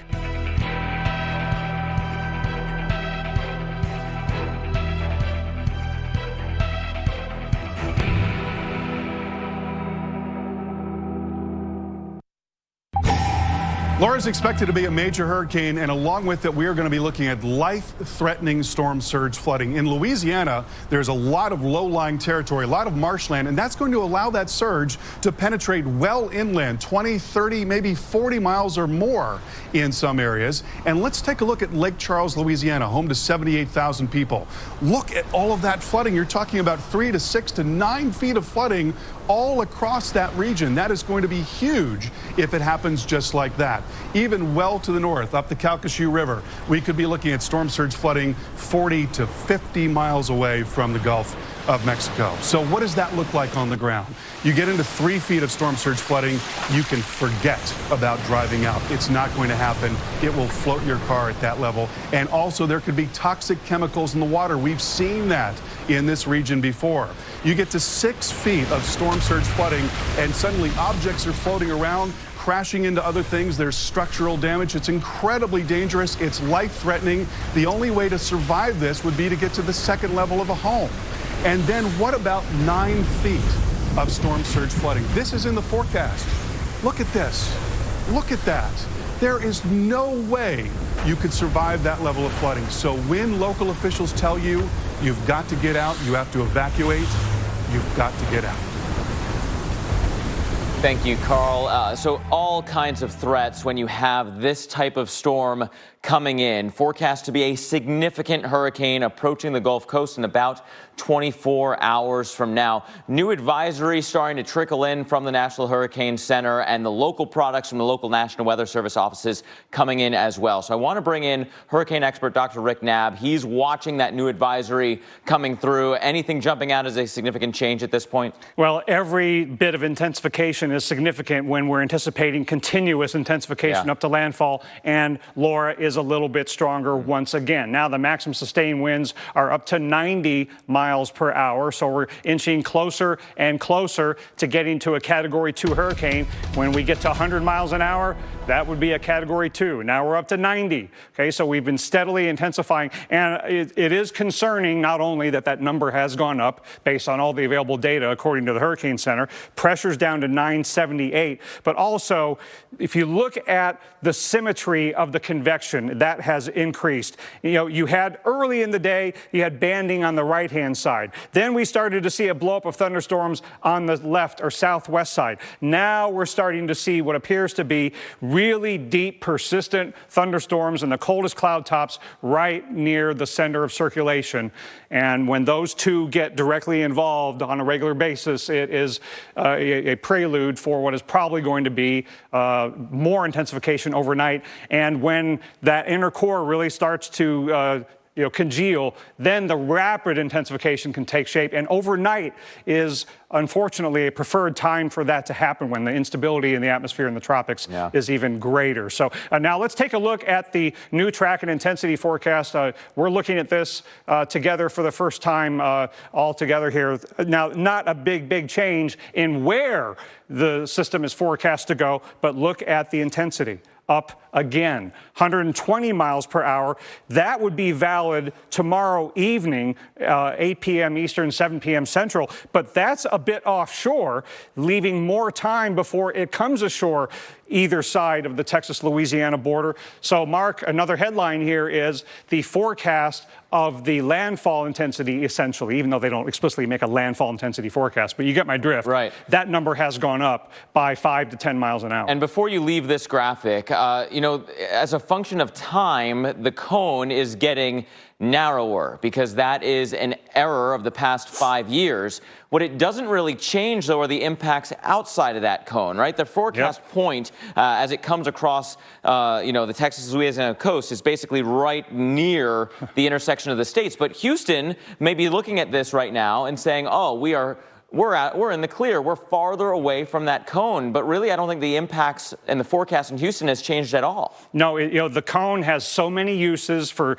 being a quick and dirty briefing graphic for where it's going, how strong it's going to be. But the closer you get to landfall on the last day of of the system being offshore, the more and more useless the cone gets, because it becomes narrower and narrower, even though the hurricane is in any, if anything, is going to be getting larger. Right. And so the effects continue to go outside the cone. And also, this again is valid 8 p.m. Eastern, 7 p.m. Central tomorrow night. This would be valid 7 a.m. Central on Thursday. So you're talking that same time frame, midnight or shortly thereafter Central Time, when the center of circulation would come ashore, plus or minus. But again, the winds of tropical storm force will be arriving way in advance of that during the day tomorrow, especially the PM hours. So you don't have until this time tomorrow night to get ready. You have only a short time early in the day on Wednesday. And with that forward speed, we're in hurricane force winds for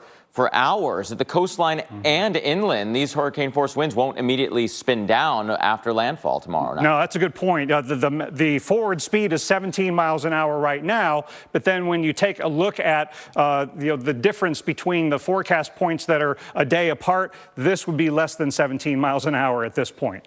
So a slowing storm, a major hurricane. These are significant impacts. Quick look there at the storm surge warning. We'll talk about any changes with that forecast of how much water rise there will be and the communities well inland that could see storm surge, wind, and inland flooding. All of that coming up.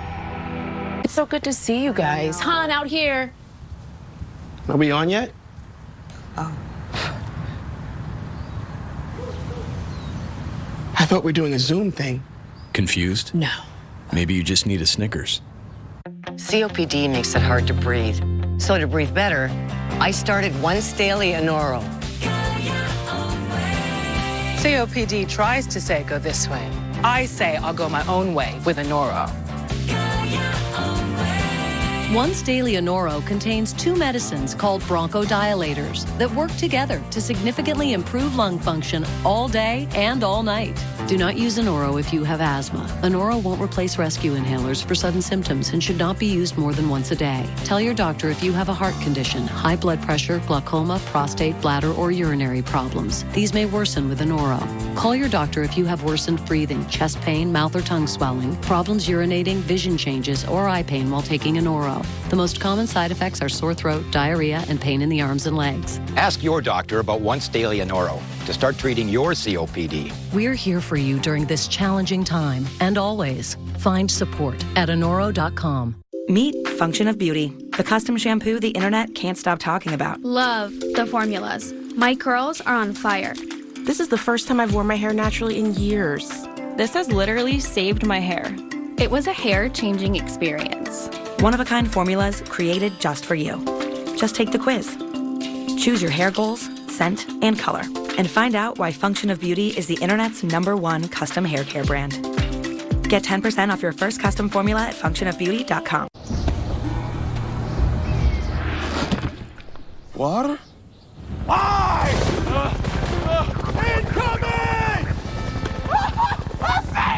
Water tastes like water, so we fixed it. Mio.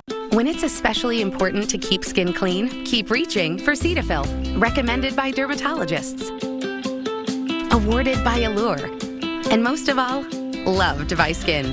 Cetaphil, the cleanser sensitive skin loves. Wait, are you being serious? There's no way. Maybe there's a joke. There's a joke inside the bag. We invited food reviewers to try the Whopper, but with a special surprise. $5 for 2 Whopper sandwiches. I'm gonna leave before you change your mind. A deal hard to believe. Get the Whopper in the 2 for $5 mix and match. Your way, way better. Facing leaks takes strength. So here's to the strong who trust in our performance and comfortable, long-lasting protection.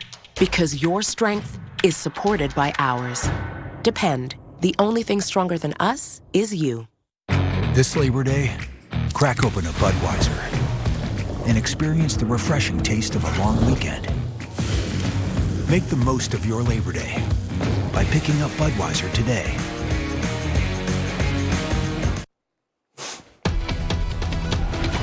$11 o'clock Eastern, 10 o'clock Central, which means we have a brand new advisory in from the National Hurricane Center. A full advisory, position updates, strength updates, the full forecast cone. So I'm storm specialist Mark Elliott here with hurricane expert Dr. Rick Knabb. Dr. Knabb, we've got a lot to go through. A strengthening storm, stronger now than it's been through its entire history, and unfortunately forecast to continue that strengthening all the way up to landfall. Yes, and Mark, remember last night when we talked about what it would take, what factors would be involved for rapid intensification to occur? Now, we've had steady intensification since last night, but now I think we're at the beginning of a truly troubling rapid intensification period, because everything is now lined up for that. You've had an increase in the intensity, but you've also got incredible symmetry in the core of the hurricane. It looks like the inner core is ready to blossom.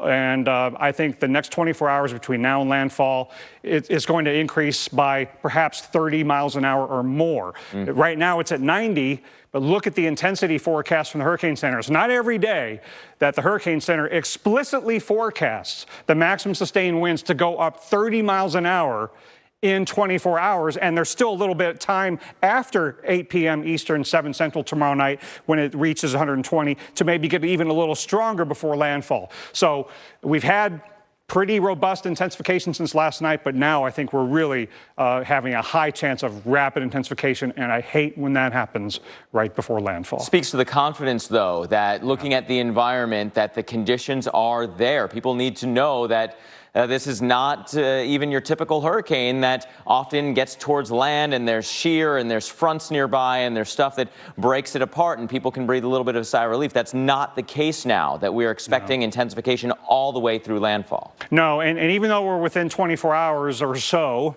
plus or minus of landfall, it doesn't mean we know exactly where the center is going to come ashore or exactly how strong it will be. There's still wiggle room in terms of who gets the strongest winds, who gets the worst storm surge, and even the rainfall is track dependent. So don't at this point say, well, if I'm not right down the middle of the cone, then I don't need to worry about it. And again, like we talked about a few minutes ago, the closer it gets to landfall, the narrower that cone gets because you increase the confidence in where the center is going to go. But the more useless the cone gets because the width of the hurricane starts to exceed that cone by a great distance. And you have to remember that the life-threatening water and wind impacts are going to extend well outside the cone and well beyond landfall at the coast. This is going to be a big inland event as well. So you've been in and forecast many of these storms. Let's focus on the wind part of this first.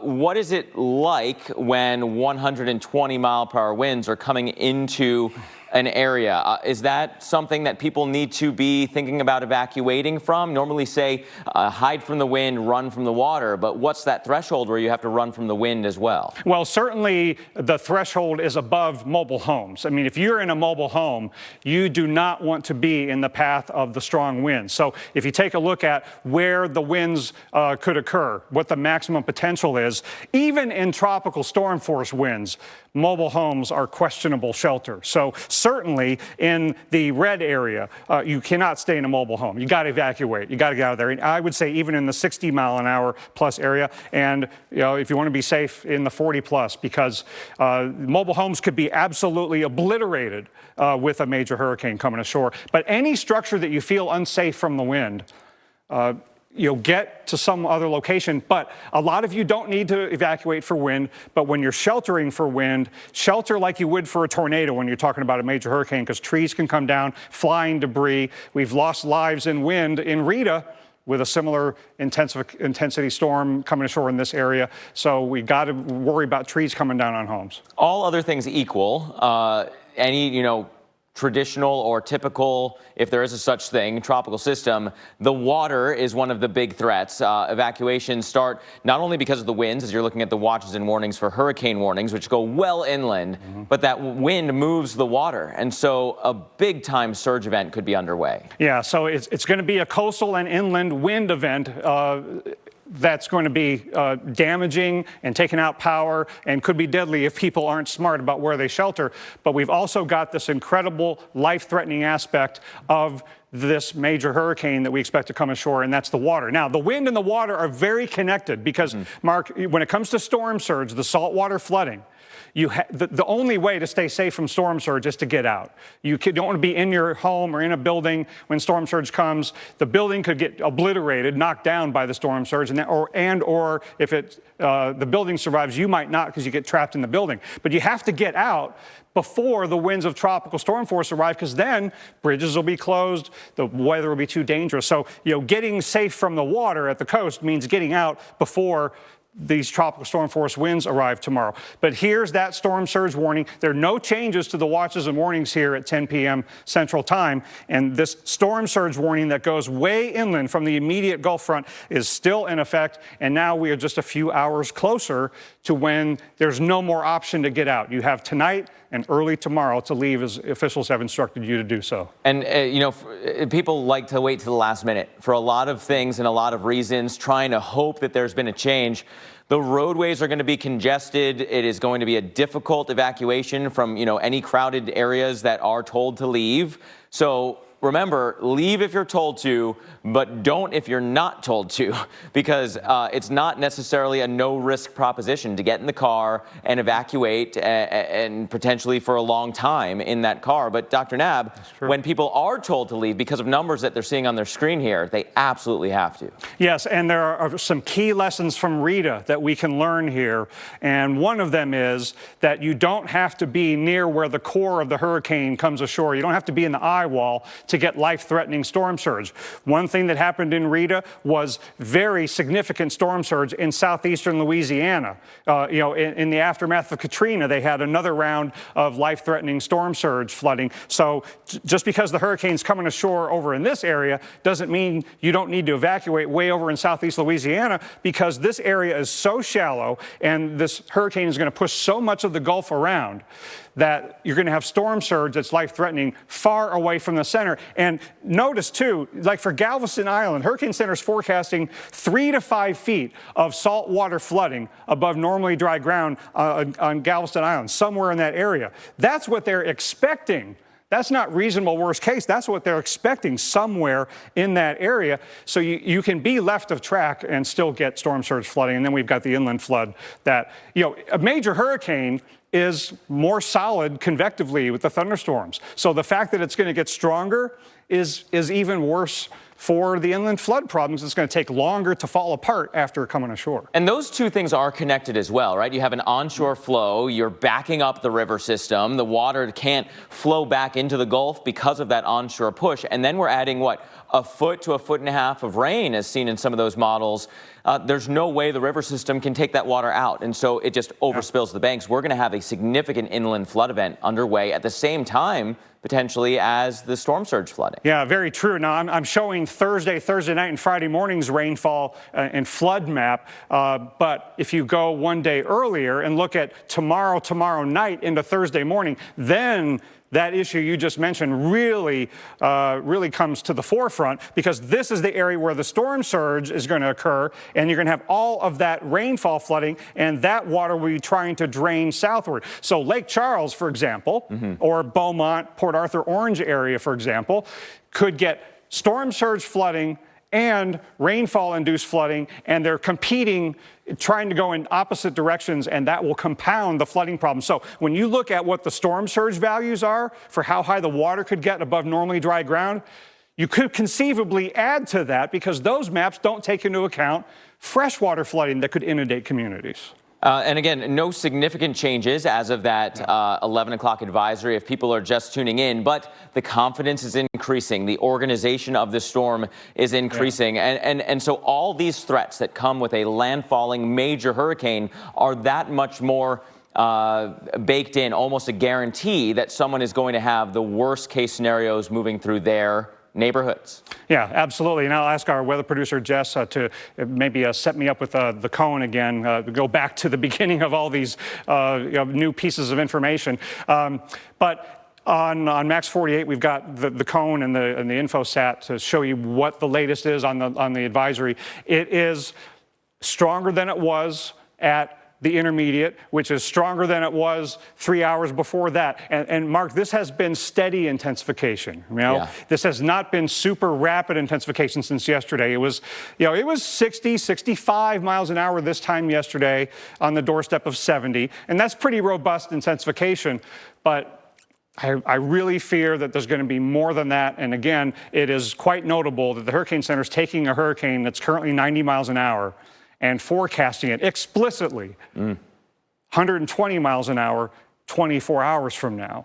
That is remarkable. That you only do when you've got a tremendous amount of confidence that it's going to happen. But when you look at that appearance on satellite, the core is aligned with where the circulation center is in a way that it hasn't been before. The upper level outflow, the symmetry is what a textbook hurricane would look like, and I think it's going to even look more textbook as a major hurricane before it comes ashore. Are you expecting an eye to open up in this within the next hour, 2 hours? What do you think? It may take longer than that, but in the next several hours, I would expect that to happen. And that means the intensification would only continue to increase. So that's one of the trends that we will watch for. Dr. Knabb, thanks so much for the discussion. Right in the middle of Laura's projected path is Lake Charles, Louisiana, and that's where we find meteorologist Chris Bruin tonight. Chris.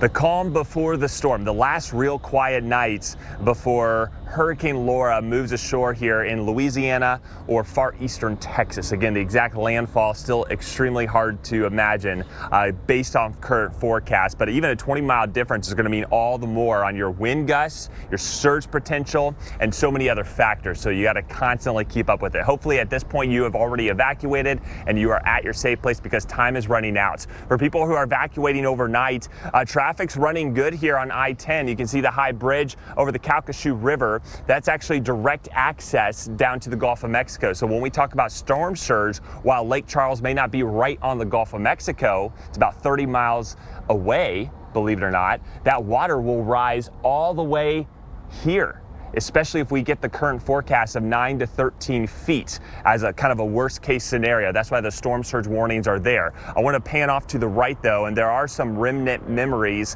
of past hurricanes that have affected the area, including Rita. That was the last big one that affected southwestern Louisiana. See that abandoned parking garage? Well, there actually used to be a casino there on the water. It was one of those huge steamboats. Well, the surge got so high, it actually slammed that whole boat up against that parking garage and just destroyed the whole casino as a whole. And now it has sit vacant, almost as a memory of how dangerous hurricanes can be to this part of the coastline. So it's a fresh reminder. Forecast calling for 9 to 13 feet of storm surge on the higher end that will cause flooding all around Lake Charles. So hopefully you evacuated. Of course, 5 to 8 inches of rainfall and those winds. This is going to be a wind story here, folks. Power outages, tree damage, even structural damage when we see wind gusts well over 100 miles per hour. Thank you, Chris. You know, we were talking about all the impacts that are more confident. The 11 o'clock Eastern, 10 o'clock Central Time advisory is out, and we were talking about the wind impacts, the surge impacts, the rainfall flooding impacts, but there's one more that you really need to be prepared for, and that is the potential for fairly widespread tornado activity. Pretty common with landfalling tropical systems, especially, you could argue, ones of this type of organization. Rita, you know, similar area, similar strength storm, 90 tornado warnings, 90 tornado confirmed tornadoes with Rita from that storm. Jackson, Mississippi, biggest event for that forecast office ever was that one event. So could we see that again? Potentially. This is got several of the calling cards for an organized shear, different wind direction and speed with height to support tropical tornadoes, most associated with supercells that are in those outer bands rotating around our area of low pressure. That is the hurricane. It occurs as the system comes ashore, partially because of the land interaction, partially because of the winds that are stronger over the water than they would be when they hit the friction of land, partially because there's a different organization to the spin with height. So let's take a look at that real quick. Again, here comes our forecast, newly issued forecast 120 sometime before landfall for just surface winds. But imagine adding tornado activity on top of that. There's a large area of severe weather potential for tomorrow, 3 out of 10 on the Torcon. There may be areas that number will increase for tomorrow. This is not the end of the Torcon updates. And again, look at the wind field. We've got this strong wind coming in east to west. This is our surface wind going all the way around, 5,000 feet up, different wind direction. And that's all of Louisiana into Mississippi, into Arkansas. You've got that kind of shear, and it expands more as we work our way into Thursday. I think this map will also have that deep red color on it by the time we get another day closer, showing you that is another likelihood. This is going to be an inland event with regards to severe weather, potentially all the way into the mid-Atlantic. Could still have a core of swirling wind along a front and give us a chance for inland tornadoes. So that is one more thing to watch for. A life-threatening event when it comes to tornadoes, a life-threatening event at the coastline and inland when the waters march in. So, Dr. Knabb, that is a dangerous potential as well. Yeah, we could repeat what happened in Rita in some ways, but Laura's going to write its own story. We could have life-threatening, catastrophic storm surge that could completely wipe out buildings. You've got to evacuate in these areas as told by emergency managers. You've got tonight and early tomorrow to get out. Right now, AARP's work is more important than ever. Access to health care, affordable prescription drugs, opportunities to save for the future. That's what AARP fights for because that's what everyone deserves. Introducing new Life Cuisine for your lifestyle. High protein, meatless, gluten-free, or low-carb lifestyle. Power up your day with new Life Cuisine. Delicious your way. This summer, we've all got miles to make up. Miles to the job site, to the campsite, and anything else we set our sights on. Miles back to those who can make this summer mean more than ever. We can help you get the most out of those miles during the Ram Labor Day sales event. Or get $1,250 bonus cash on the 2020 Ram 3500. Go to ram.com to shop and buy today.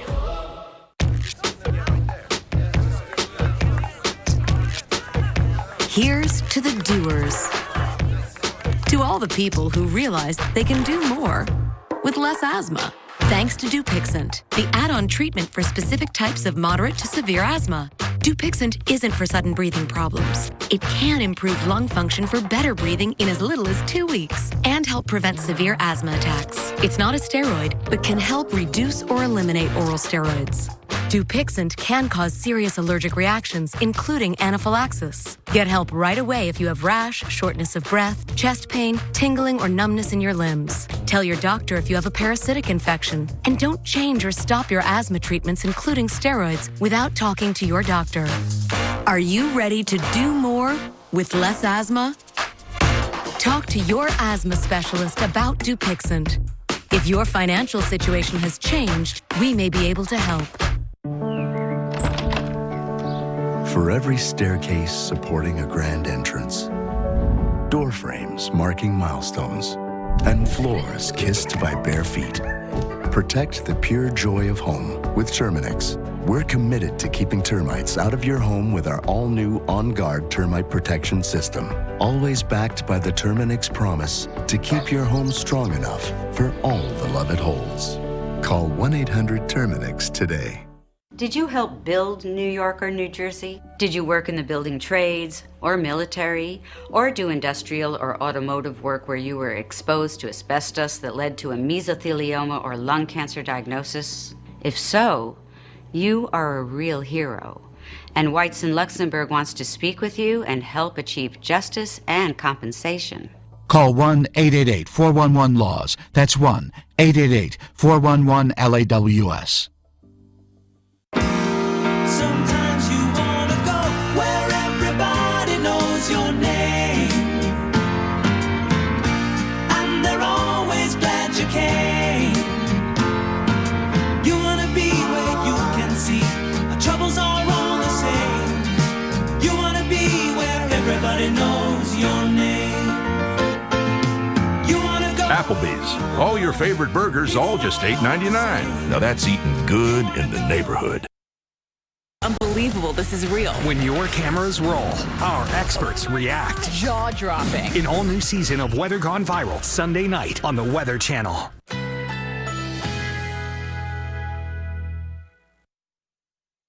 Currently in our area, 77 degrees under fair skies.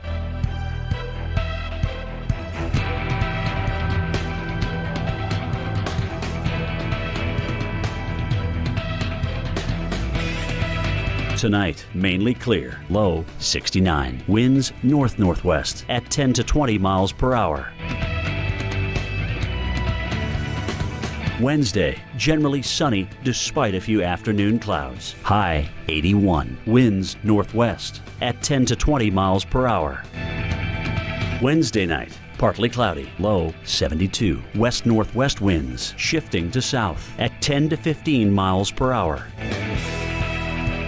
Here's our 7-day outlook.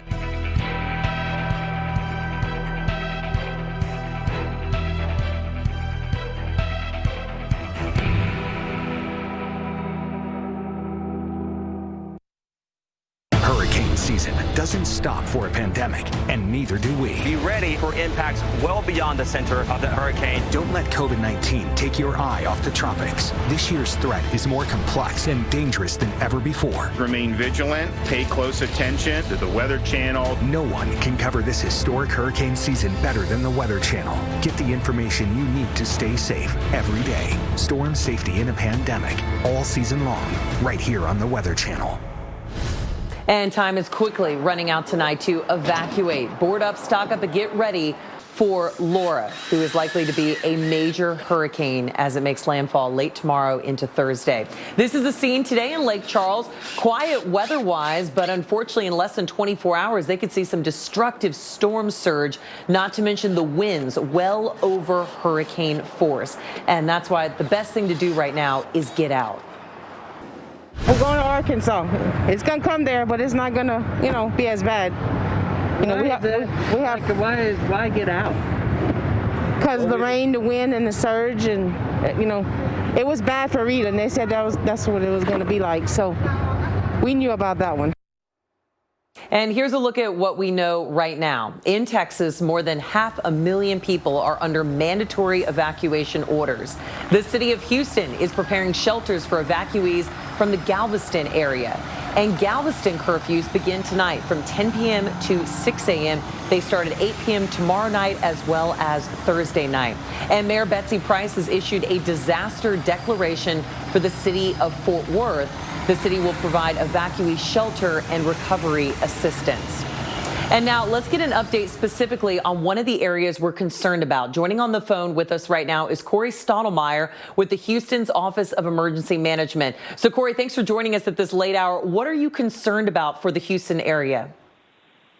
We're telling our residents who live in the coastal areas of the city, they are under a voluntary evacuation order. So Mayor Sylvester Turner this afternoon joined the county judge to issue that voluntary evacuation. We're telling everybody who's outside of that area to be prepared now to shelter in place throughout the rest of the storm. It's a directive we tell the public to hide from the wind. That's going to be our major concern for those who are not in the coastal areas being impacted by the storm surge. And Corey, I got to ask, tonight marks 3 years ago since Hurricane Harvey made landfall across the Texas coast. Do you think after these events, of course, Houston is no stranger to tropical weather, do you think folks are heeding some of these warnings and getting out of the way of Laura? Definitely. We had the directive to the public who were in the city of Houston to avoid travel this afternoon because we saw our neighbors down to the south in Galveston were evacuating. So we wanted to be mindful to allow them clear passage so they could get where they needed to relocate and be safely. So a lot of residents were abiding by that. We've seen people follow our directions of updating their plans, contacting 311 if they need assistance in relocating. If they're in those areas where we told them to voluntarily evacuate, they've been utilizing those services. And Corey, I got to ask, in light of the COVID pandemic right now, what changes have you seen with evacuations and shelters in the midst of this pandemic? We've been preparing on our end in the Office of Emergency Management and across the city, working with our health department partners to make sure our plans are updated.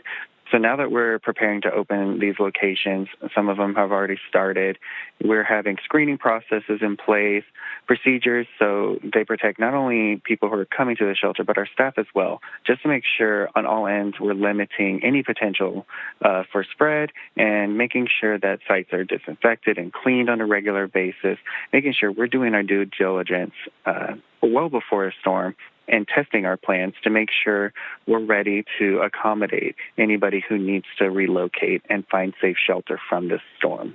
And Corey, one last question for you. I know you mentioned it just a moment ago, but just to recap, if someone's watching right now and they say, hey, I need some more information about where to evacuate to, where the shelters are, where would you point them for that information? It's twofold. We have, in the city of Houston, we offer 311 to residents. That's where we've been directing everybody. If they are in that area that needs to voluntarily evacuate and they need information about the shelter, contact 311. And then they can also find information if they have access and functional needs that way as well. And we're providing transportation to anybody who would need it.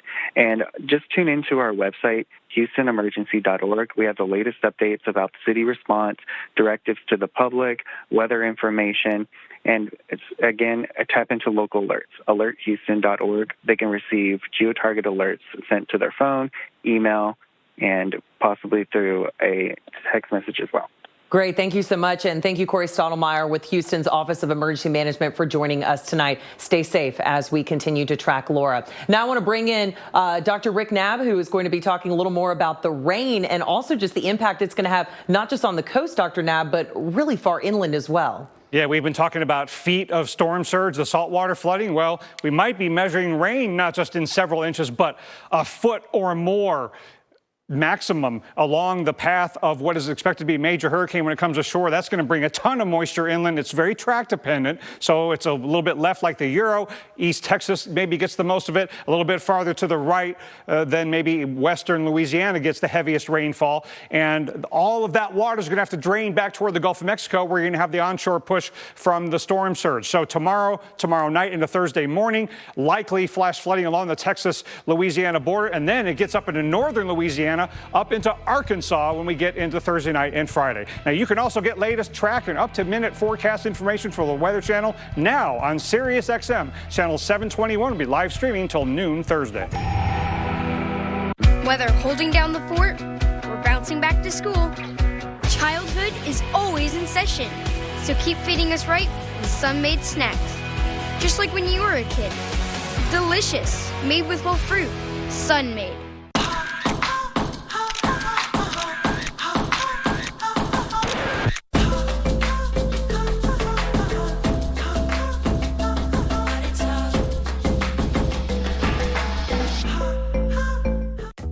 How do you make a Pinot Noir taste like no other?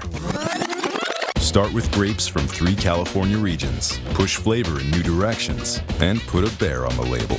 Made like no other for a taste like no other. Mayomi. Flavor forward. Frank's Red Hot. I put that on everything. Like pizza. Your coworker's lunch. Whatever this is. Astronaut food. And astronauts? Everything. Yum. It's the perfect blend of flavor and heat. I put that on everything.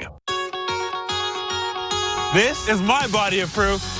Proof I can fight moderate to severe rheumatoid arthritis. Proof I can fight psoriatic arthritis. With Humira. Proof of less joint pain. And clearer skin in PSA. Humira targets and blocks the source of inflammation that contributes to joint pain and irreversible damage. Humira can lower your ability to fight infections. Serious and sometimes fatal infections, including tuberculosis and cancers, including lymphoma, have happened, as have blood, liver, and nervous system problems, serious allergic reactions, and new or worsening heart failure. Tell your doctor if you've been to areas where certain fungal infections are common, and if you've had TB, hepatitis B, are prone to infections, or have flu-like symptoms or sores. Don't start Humira if you have an infection. Humira is proven to help stop further joint damage. Want more proof? Ask your rheumatologist about Humira citrate-free. If you can't afford your medicine, AbbVie may be able to help. Commander, the wheel shark loves light, flaky, buttery club marines, and he's ready to snack. Oh no! Commander, Kyle. Deliciously simple Club Minis. Mini crackers for big imaginations. I wanted more from my COPD medicine. That's why I've got the power of 1, 2, 3 medicines with Trelegy. The only FDA-approved once daily 3-in-1 COPD treatment. Trelegy, the power of 1, 2, 3. Trelegy, 1, 2, 3. Trelegy. With Trelegy and the power of 1, 2, 3, I'm breathing better. Trelegy works 3 ways: to open airways, keep them open, and reduce inflammation for 24 hours of better breathing. Trelegy won't replace a rescue inhaler for sudden breathing problems. Trelegy is not for asthma. Tell your doctor if you have a heart condition or high blood pressure before taking it. Do not take Trelegy more than prescribed. Trelegy may increase your risk of thrush, pneumonia, and osteoporosis. Call your doctor if worsened breathing, chest pain, mouth or tongue swelling, problems urinating, vision changes, or eye pain occur. Think your COPD medicine is doing enough? Maybe you should think again. Ask your doctor about once daily Trelegy. We know times are hard, and we're here for you. Find support at Trelegy.com. And we've upgraded her with a sonic shield. Impressive. There is one more thing. Huh. Jake from State Farm. Here's the deal. With the Drive Safe and Save app, you'll save up to 30% for being a safe driver. Like a good neighbor, State Farm is there. When you've got auto glass damage, Safe Flight can come to you. And you'll get a text when we're on our way. Just leave your keys on the dash, and we'll replace your windshield with safe, no-contact service. Schedule at safelight.com. Safe Light Repair, Safe Light Replace. Tonight, 450 miles of the Texas and Louisiana coastline are under hurricane and tropical storm warnings. There are mandatory evacuations going on in some parishes in Louisiana and some counties in Texas. And all day long, people across this region have been getting ready for Laura to arrive. They've been boarding up their homes and businesses, stockpiling food and water. Some of them are evacuating. About 500,000 people now are under mandatory evacuation to get out of low-lying areas as this storm approaches. Governor John Bel Edwards of Louisiana said that while most storms, they worry about the storm surge. And the storm surge will be significant in this one. In some parts of Louisiana, they're predicting 9 to 13 feet of storm surge. But the governor said this storm is unusual because of its strength. It could be a Category 3 by the time it makes landfall early Thursday morning. And that means very high winds could reach far into the states of Texas and Louisiana. This is a major hurricane. It's going to be a large, powerful storm, and it is forecasted to make landfall on the Louisiana-Texas line at about 1 a.m. on Thursday morning. President Donald Trump has been briefed on the situation with this storm. He's also approved emergency declarations for the states of Texas and Louisiana.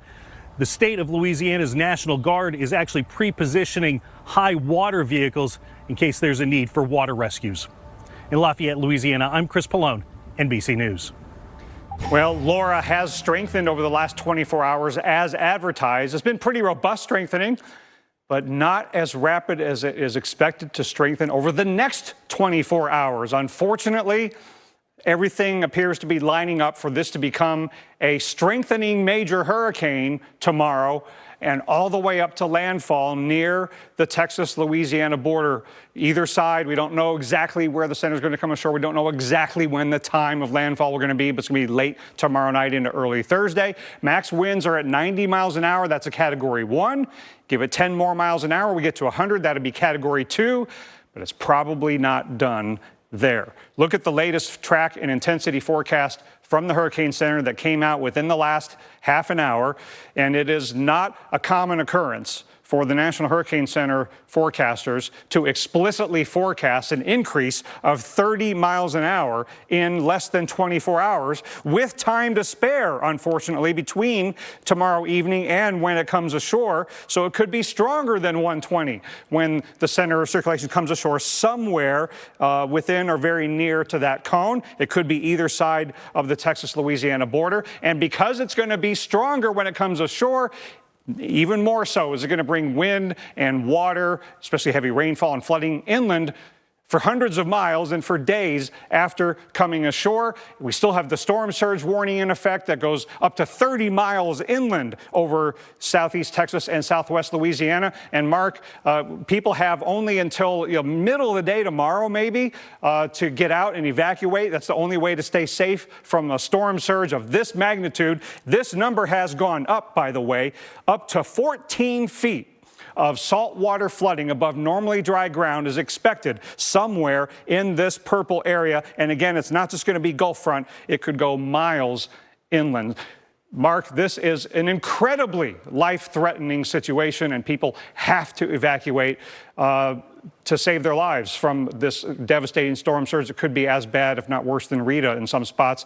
But that's only one hazard, and that's only in the coastal region. We've got so much more to deal with. Gosh, it is just a never-ending list of things to really watch for when you have such an organized tropical system, a major hurricane on the way. They often bring a pronounced tornado threat. Rita brought 90 tornadoes, including to many people in this same threat zone. That's common common with a landfalling tropical system. They're often weak and short-lived tornadoes, but they're still tornadoes. Even a weak tornado can still add the risks for your area if it comes right through. So please respect the warnings, which will start off as early as tomorrow. Usually the tornado threat is along the path and eastbound, so much of Louisiana, much of Mississippi, much of Arkansas will have a tornado threat starting off tomorrow, continuing for the days ahead. Here's a look at tomorrow's threat zone. Possible severe weather, including tornadoes. Right now, our Torcon, to give you a bit of a scale, is at a 3. Not everyone will see tornadoes, but some of you will. So remember, 120-mile-per-hour winds at the coastline, straight line winds from our hurricane, tornadic winds on top of that for some of you. Here's a look at why the shape and the path of our low-level swirl winds kind of east to west. You go up 5,000 feet, they're southeast to northwest. That's enough turn with height to really kick up the tornado threat. It only expands inland from there following this track. I didn't order a pizza. I know. But that Parker promo saved me so much on my insurance. Brought you a little something special. Parker, State Farm offers everyone surprisingly great rates. You're the man. And you want the real deal? Like a good neighbor, State Farm is there. Do I use a toothpaste that whitens my teeth or one that's good for my teeth? Now I don't have to choose. Crest 3D White. It removes up to 95% of surface stains and strengthens enamel. From the #1 toothpaste brand in America, Crest. Now you can make any morning of the week feel like the weekend with Jimmy Dean Simple Scrambles, made fresh with 2 real eggs, sausage, and cheese, and ready in seconds. Why don't you put a Sunday morning shine on tomorrow morning's breakfast? Summer is here. So it. Here are the rules for summer this year. Lays are preferred. Pants are optional. Backyards, bathtubs, and patios are always open. And snack time? Snack time is anytime. Recipes are better with Cheetos. Tostito salsa goes with everything. And bedtime? What's a bedtime? Yeah, summer rules. Frito-Lay, let's summer. Can't wait to tell everyone about AT&T's big 5G news. AT&T has nationwide 5G? Yep. And that's faster? Faster, yeah. But is it reliable? Uh-huh, and secure. You should consider making a big deal about it. Bigger? I said bigger. Oh, bigger deal, bigger than what I'm doing. It's not complicated. A 5G network needs a 5G device. Now everyone, including existing customers, can get a free Samsung Galaxy Note 20 after trade-in. Here's Candace, who works from home and then works from home. But she can handle pickup even when her bladder makes a little drop-off. Because Candace has poise. Poise under pressure and poise in her pants. It takes poise. At Olive Garden, it's easier than ever to enjoy what you love from us in the comfort of your own home. Order and pay online. Choose from all your favorites. Then bring it all home with Carside Pickup. Only at Olive Garden. Domino's knows delivery, so when we asked our team members how to make carry-out more convenient, they had thoughts. Frisbee. That's a thought.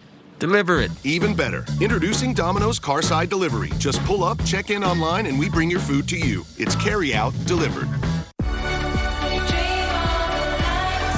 Our 12-step process provides 100% pure quality water. Earn box tops for your school with Nestle Pure Life. Available across these fun packs. At Bear Naked, soft-baked granola clusters are hand-picked by our very own Bear Naked granola bears. Honey, oats, nuts, and fruit. Satisfying enough for a bear, clean enough to be naked. Bear Naked granola. Feed your bear. I'm concerned about any area of Texas that could be hit in the population base, whether it be Beaumont, Port Arthur, or Houston. Obviously, Houston is more densely populated. One concern would be if the hurricane were to hit Galveston head on and head up the ship channel, that could lead to a massive rise of water that could threaten a whole lot of regions. And so we are on high alert to make sure that we will be able to save lives.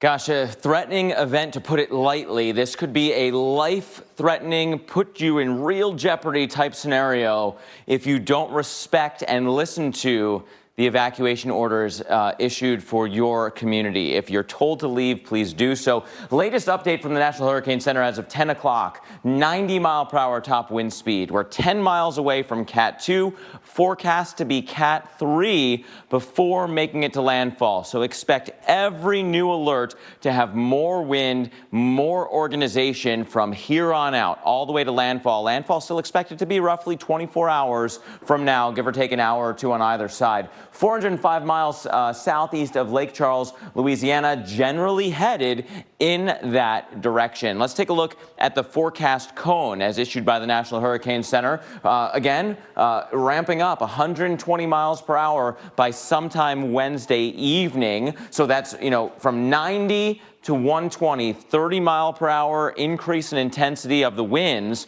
Some more wiggle room before making landfall. Conceivably could get even a little bit stronger than that point. Slowly ramping down. We'll likely still have hurricane force winds in a small area all the way through Thursday, and that includes through the Shreveport area. Then eventually we make the big curl around the Ohio Valley, through the Mid-Atlantic and off the northeast coastline. You notice we don't ever totally get rid of the winds. In fact, as we kind of merge with a front and get a little pressure gradient, thanks to high pressure off to the north, the winds will actually pick up again through the Mid-Atlantic into the northeast. If you're watching from the Mid-Atlantic, the northeast coastline, keep that in mind. It is going to be a wind event on the way, partially tied to a front. You would have had some of that wind anyway, partially tied to the remnants from Laura kind of stretched out and meeting up with that front. So we'll be tracking this all the way through the weekend. Of course, the impacts will be the worst down near the coast.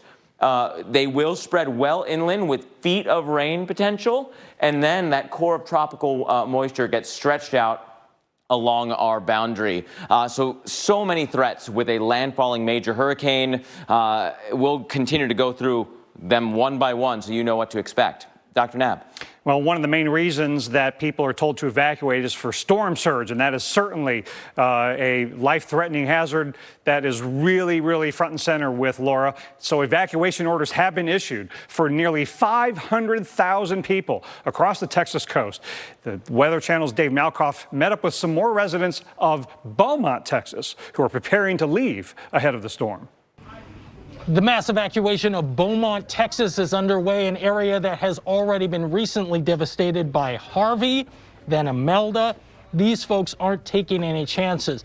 They're coming here to Westbrook High School so they can get a wristband. They get put into the computer system, wait a few minutes, and then sent on their way. They say mandatory, time to go. But I'm from Louisiana. I've sat through many hurricanes, but this time, new place, can't swim. Well, the biggest concern about being in a shelter with a lot of people is just the kids getting sick. So, I mean, as long as they're maintaining the social distance part and everything, and the hygiene, clean hygiene, I think we'll be okay. You'll see a red X on every other row here on the charter bus, leaving it half full for social distancing. Every time a bus fills up, they head over to San Antonio, and then when the shelters fill up there, they head on to Austin. In the short period of time we have been here, they've already filled up 3 buses. In Beaumont, Texas, Dave Malkoff, the Weather Channel.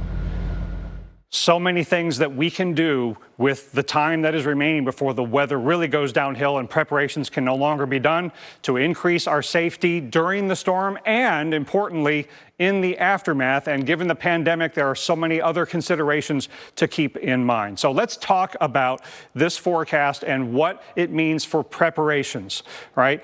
We know that the hurricane is going to come ashore, likely as a major hurricane, but it's not here yet. And the landfall of the center of circulation might be midnight, plus or minus, tomorrow night. But the weather will be going downhill before that time. So, winds will get as strong as depicted here, but they will start during the day tomorrow. So we got to get ready before those winds start early in the day tomorrow, before the center of circulation comes ashore. Now, after it does come ashore, when all is said and done, this is what could end up happening. We could have those major hurricane force winds, around 115 or greater, going pretty far distance inland. And the hurricane force sustained winds even farther than that. And look how far inland the sustained winds of tropical storm force could extend. This is likely to cause damage to structures. It is likely to take down trees and power lines. And there are things that you want to have on hand to get through a power outage. And, you have, tonight and early tomorrow to get any last-minute supplies for a power outage. Fill your prescriptions at the pharmacy. Get important over-the-counter medications, because when the power's out and damage is happening in the community, you might not be able to get to an open pharmacy for a little while. Get cash at the ATM, because credit cards, contactless payment, electronic methods of paying for things are not going to work in a power outage. Cash will be king. Get batteries tonight. Get a portable cell phone charger, and fully charge all your electronic devices. When text messages come back up, you want to have a fully charged phone. So here's the timing. It could be early afternoon tomorrow on the central Louisiana coast, where winds of tropical storm force arrive, and certainly by sunset tomorrow, everybody in the land areas could be impacted. And here's where the power outages are expected to occur. Now, our extended live coverage continues as we track Hurricane Laura, a potentially dangerous and intensifying hurricane collision course for the Gulf Coast. Whether holding down the fort or bouncing back to school, childhood is always in session. So keep feeding us right with Sun-Made snacks. Just like when you were a kid. Delicious, made with whole fruit, Sun-Made. You try to stay ahead of the mess, but scrubbing still takes time. Now there's Dawn Power Wash Dish Spray. It's the faster way to clean as you go. Just spray, wipe, and rinse. It cleans grease 5 times faster. Dawn Power Wash. Spray, wipe, rinse.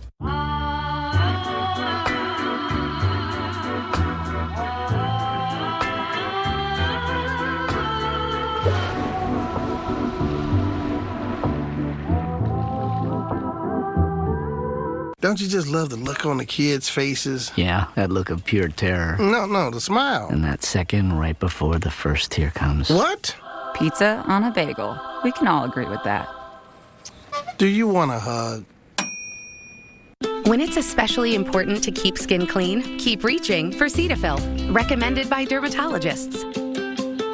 Awarded by Allure. And most of all, loved by skin. Cetaphil, the cleanser sensitive skin loves.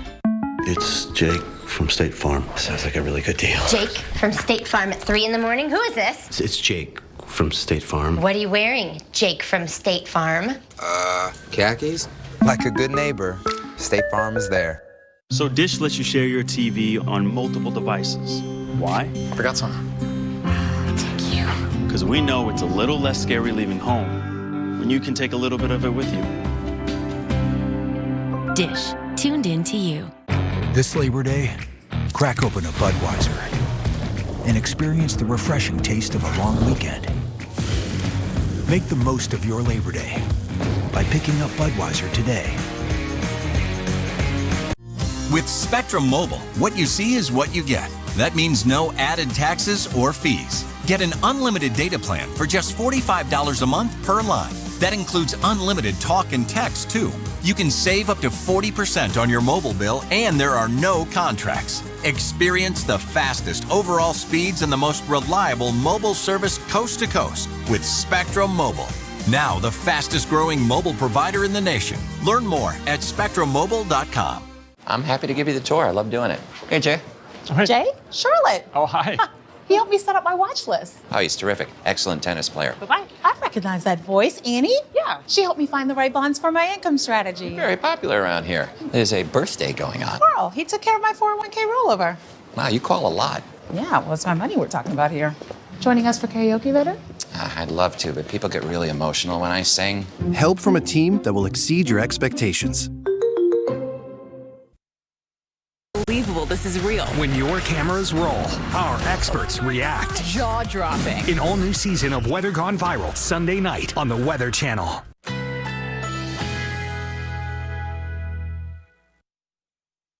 Currently in our area, 76 degrees under clear skies.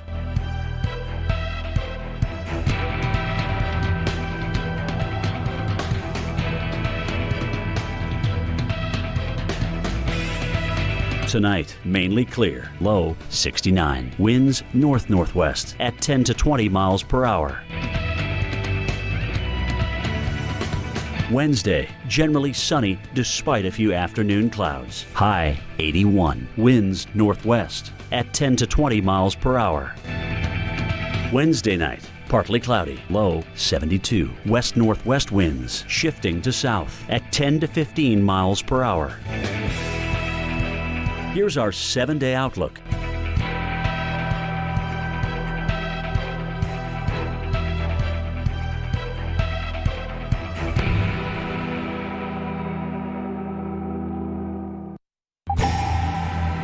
The storm surge and water levels from Hurricane Laura could be worse than Hurricane Rita.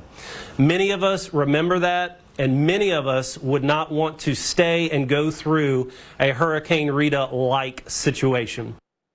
It is worth repeating that because that is the storm of record for so many of you along the coasts of Louisiana into the coast of Texas, that this could be, for some of you, worse than Rita when it comes to storm surge. We're talking about a potentially catastrophic event. The newest update, the 10 o'clock Central Time update from the National Hurricane Center, said up to 14 feet of storm surge is in the forecast. So we want to spend a little bit of time and talk about how that actually could be and what that would mean for different communities along the coastline and inland. And to do that, I'm bringing back hurricane expert Dr. Rick Knabb. Dr. Knabb, that's a number that I don't think many people have seen before, much less lived through when it comes to a tropical system. 14 feet of water rise. It's an immense number when you're talking about salt water that is moving, it's heavy, it can wipe out structures. Now, there's one good thing about Rita having hit this area in 2005. It could save a lot of lives this time. Because there's some experience. Yes, because we know for sure what can happen when a Category 3 hurricane comes ashore near the Louisiana-Texas border. We know entire homes, entire structures, entire communities can be wiped off their foundations, as happened in Rita. We know that lives can be lost. We had someone drown in Lake Charles, where they had 6 feet of salt water flooding above normally dry ground, all the way up in Lake Charles in Rita. And as that gentleman said, it's possible in some places that you could get higher storm surge flooding this time. One of the reasons is it could come ashore a little bit stronger than Rita at the time of landfall. And, timing is so important here, Mark, because we are in crunch time right now, where we collectively who are dealing with this, and especially the people who live in the area that's threatened, lives can be saved with what we do right now by getting people out. The only way to be safe from storm surge is to get out of the warned areas, according to local officials' instructions. And they want you out before the water starts rising and before the winds start blowing, and that's during the day tomorrow. Don't think you have till landfall late tomorrow night. You got to get out by early tomorrow. This is one of those moments where if we heighten the words anymore, we'll be considered hyping it or accused of hyping it. But this is an actual forecast created by those, the colleagues at the National Hurricane Center. This isn't people here putting numbers on this map. This is a forecast with the best of the data for a large area of at least a potential of 9 to 14 feet of storm surge. Think about, your average first floor with 10-foot ceilings, maybe 12-foot ceilings. That means there's 2 to 3 feet of water onto the second floor if you have a second floor. I mean, these are staggering numbers. Yeah, and they're presented in a way that is very simple math. It's how high above ground, normally dry ground, the salt water is expected to be somewhere in these painted areas. And so you don't have to think, well, okay, but what if my house is 10 feet above sea level? No. This is above normally dry ground. Highest will be near the coast, but it could be pretty high well inland as well. So when you're talking 9 to 14 feet, you're talking 2 Marks and 2 Ricks, okay? This is 2 of us, and the water could be above our head. And life-threatening is at about 3 feet. And this could take out structures. It is amazing how life-threatening storm surge is. And I always get worried, Mark, that people are going to discount the threat for one reason or another. I mean, it's great that we have a storm surge warning, that we can forecast these numbers as accurately as the Hurricane Center can now, that emergency managers call for timely evacuations.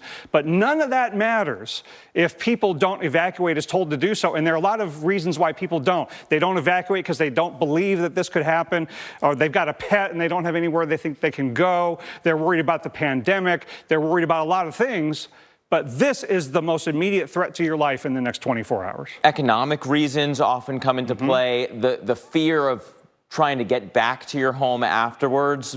But if you're stuck in your home with 14 feet of water, it won't matter that you couldn't get back as easily. This is something that you just cannot ignore when there's that kind of water forecast. Right. Now, I hope that we have an outcome in general with Rita in southwest Louisiana where people did get out, and the loss of life from the storm surge directly in southwest Louisiana was not as high as it could have been if people hadn't evacuated. So we need to do that again. And unfortunately, Mark, there's another component here that's not cooperating with us, and that is the onshore push is probably going to be happening around the time of high tide. This is where the hurricane might be, if one model is correct, at about 2 a.m. local time relative to Galveston, and you could have backside flooding there. So don't think you're off the hook for storm surge flooding in Galveston. And then when we get to 3 a.m. Central Time, that's when we could have an onshore push that's maximized into Port Arthur around the time of their high tide. And then by 6 a.m., the onshore push all the way up Lake Calcasieu and the river up in Lake Charles could be maximized.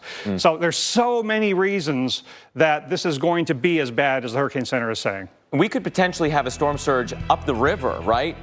All the way through the Lake Charles area that goes above 9 feet. That's in the latest forecast. We'll break down what it looks like community by community and really effect by effect coming up. Domino's knows delivery, so when we asked our team members how to make carry-out more convenient, they had thoughts. Frisbee it. That's a thought. Deliver it. Even better. Introducing Domino's Carside Delivery. Just pull up, check in online, and we bring your food to you. It's carry-out delivered. I'm not hungry! You're having one more bite. No! One more bite.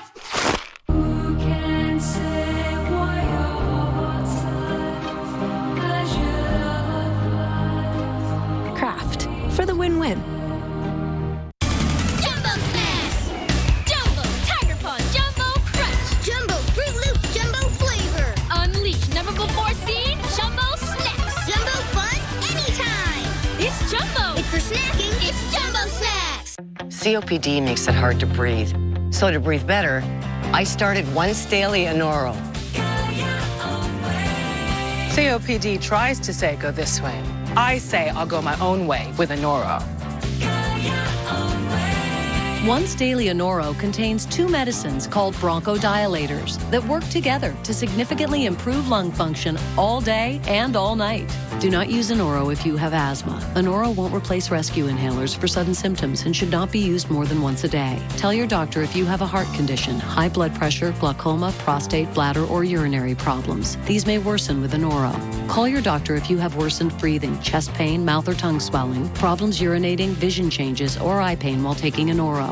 The most common side effects are sore throat, diarrhea, and pain in the arms and legs. Ask your doctor about Once Daily Anoro to start treating your COPD. We're here for you during this challenging time, and always find support at Anoro.com. What's going on? Let me help lift and push and push. There, it's up there. Hey, Josh. Wrinkles send the wrong message. Help prevent them before they start with Downy Wrinkle Guard. We know to wash our hands. Here's a reminder from Cetaphil to wash your face, too. Dermatologist recommended Cetaphil washes away germs in 20 seconds and leaves skin moisturized and healthy. Show your sensitive skin some love with Cetaphil. As your uncle, I want you to know that on the road of life, there will be rough spots, and they will chew up your tires. I recently took a road trip to Greensville to attend a chili cook-off. Rough roads all the way down. I drove there on these Cooper Discoverer and Duramax tires. You know, they're made with the durability of off-road tires, but for on-road driving. Without them, we might never know the winning bean-to-meat ratio of a good chili. And those are the things in life, my friend, worth driving towards. So go with the Coopers. Cooper! I'm hungry now. I didn't order a pizza. I know. But that Parker promo saved me so much from my insurance. Brought you a little something special. Parker, State Farm offers everyone surprisingly great rates. You're the man. And you want the real deal? Like a good neighbor, State Farm is there. I've been through Hurricane Rita. Well, I say been through it. I actually evacuated. And wasn't nothing nice. It was a Cat 3. And they're saying this one here is supposed to be a Cat 3. So I'm not going to even play with it. We're going to board up the house and we're leaving this evening. Hundreds of thousands told to evacuate, and listen to some of the numbers that are coming in. Storm surge now could be as high as 14 feet for some of you. That's second level of building type storm surge. Rainfall amounts could go over a foot, so rainfall flooding well inland. Wind 120 miles per hour or more, 120 or more. So time is really quickly coming to a close when it comes to preparation. Your window is closing. We have live around-the-clock coverage with everything you need to know as Laura approaches the Gulf Coast. One more calm night here in Lake Charles, but boy, are things changing. Throughout the day on Wednesday, weather goes downhill. Winds pick up. We'll have tropical storm force squalls all afternoon, and certainly by the evening and overnight hours, that's when the worst of the weather arrives, as hurricane force conditions and storm surge. We're going to be noticing that, but the water level is going to be rising well in advance of a landfall. So even by the morning, you're going to start noticing, especially near the coast, those higher water level rises. We're going to break down that forecast and everything to expect here in southwestern Louisiana coming up. I'm meteorologist Chris Warren in Houston, where the impacts from Laura could range from an inconvenience to some serious, long-lasting impacts. We'll explain coming up. So we have a dangerous, potentially life-threatening storm on the way. I'm storm specialist Mark Elliott, joined by our hurricane expert, Dr. Rick Knabb. Dr. Knabb, gosh, last night at this time we were looking at the potential, right? The what if. What would we need to have an organizing storm and a rapidly intensifying storm? Tonight, we've answered those questions. I think that process has really begun in earnest. Yeah, and I remember 24 hours ago, we were talking about what the chances were that this becomes a high-end Category 1 in 24 hours, and we thought it was about 30–40%. Well, that happened, okay? So let's look at the last 24 hours of the change in the wind speed. It was 65 miles an hour this time last night, and we've had, I wouldn't say ultra-rapid intensification, but pretty robust intensification from 65 to 90 miles an hour. So that was, in general, expected. But what is really concerning now is what could happen from this point forward, because you have an alignment of the low-level center with the core of the thunderstorms. That hasn't really been the case most of the day on Tuesday, but now it really is the case. And so with a 90-mile-an-hour hurricane right now, with the pressure falling and having a steady intensification trend up to now, everything appears to be lined up for truly rapid intensification between now and this time tomorrow, such that at landfall, we are increasingly confident, and we're saying it's likely that this will be a Category 3. And this is a remarkable intensity forecast, 90 miles an hour now, and in less than 24 hours, the Hurricane Center is explicitly forecasting 120 miles per hour, and that's before landfall. There's still time after that, a few to several hours between that time and when landfall occurs, so it could be stronger than 120 when it comes ashore. So we're pretty confident of a major hurricane, and the rapid intensification is expected now, in fact, likely. Now, that brings forth a lot of problems. Now, the good news is that we have been talking about this possibility, and the storm surge values have been out there, the warnings have been issued, evacuation instructions have been issued, but now it's getting real, and it's getting to be crunch time. And it's also not just a coastal event. This is going to be an inland problem. The stronger it comes ashore, the more wind goes inland, the more put together it is, the more heavy rainfall and flooding goes way inland. So let's talk about the two hazards that I'm most concerned about in the area where the center comes ashore. Number one would be the wind, because a major hurricane, the wind, we talk about how water takes more lives, but wind took lives in Rita with fallen trees and so forth that could take lives this time. So we've got to shelter from the wind. Even if you evacuate, you got to go to a place that's safe from the wind. Look how far inland these hurricane force winds could go. We could have extensive areas of power outages in that area, but likely going up all the way into Arkansas, possible up into metro areas like Little Rock and Memphis. So I know we know what to do for storm surge. We got to evacuate. We know what to do for wind. We got to shelter from it, and shelter like you would for a tornado, really, if you got trees in the area.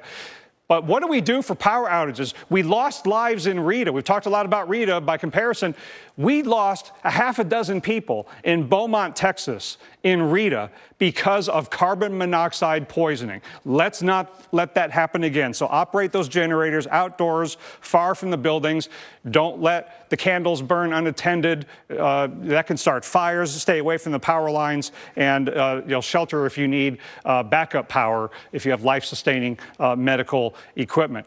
And the timing of all of this is really getting short. I mean, everything, evacuation, getting your supplies, being off the roads, being in your safe place, needs to be done by the time the winds of tropical storm force start arriving. And that would be, midday tomorrow on the central Louisiana coast, not long after that along the Texas-Louisiana border. So tonight and then early tomorrow are the last opportunities for you to get ready. And that's the time frame you have left to evacuate.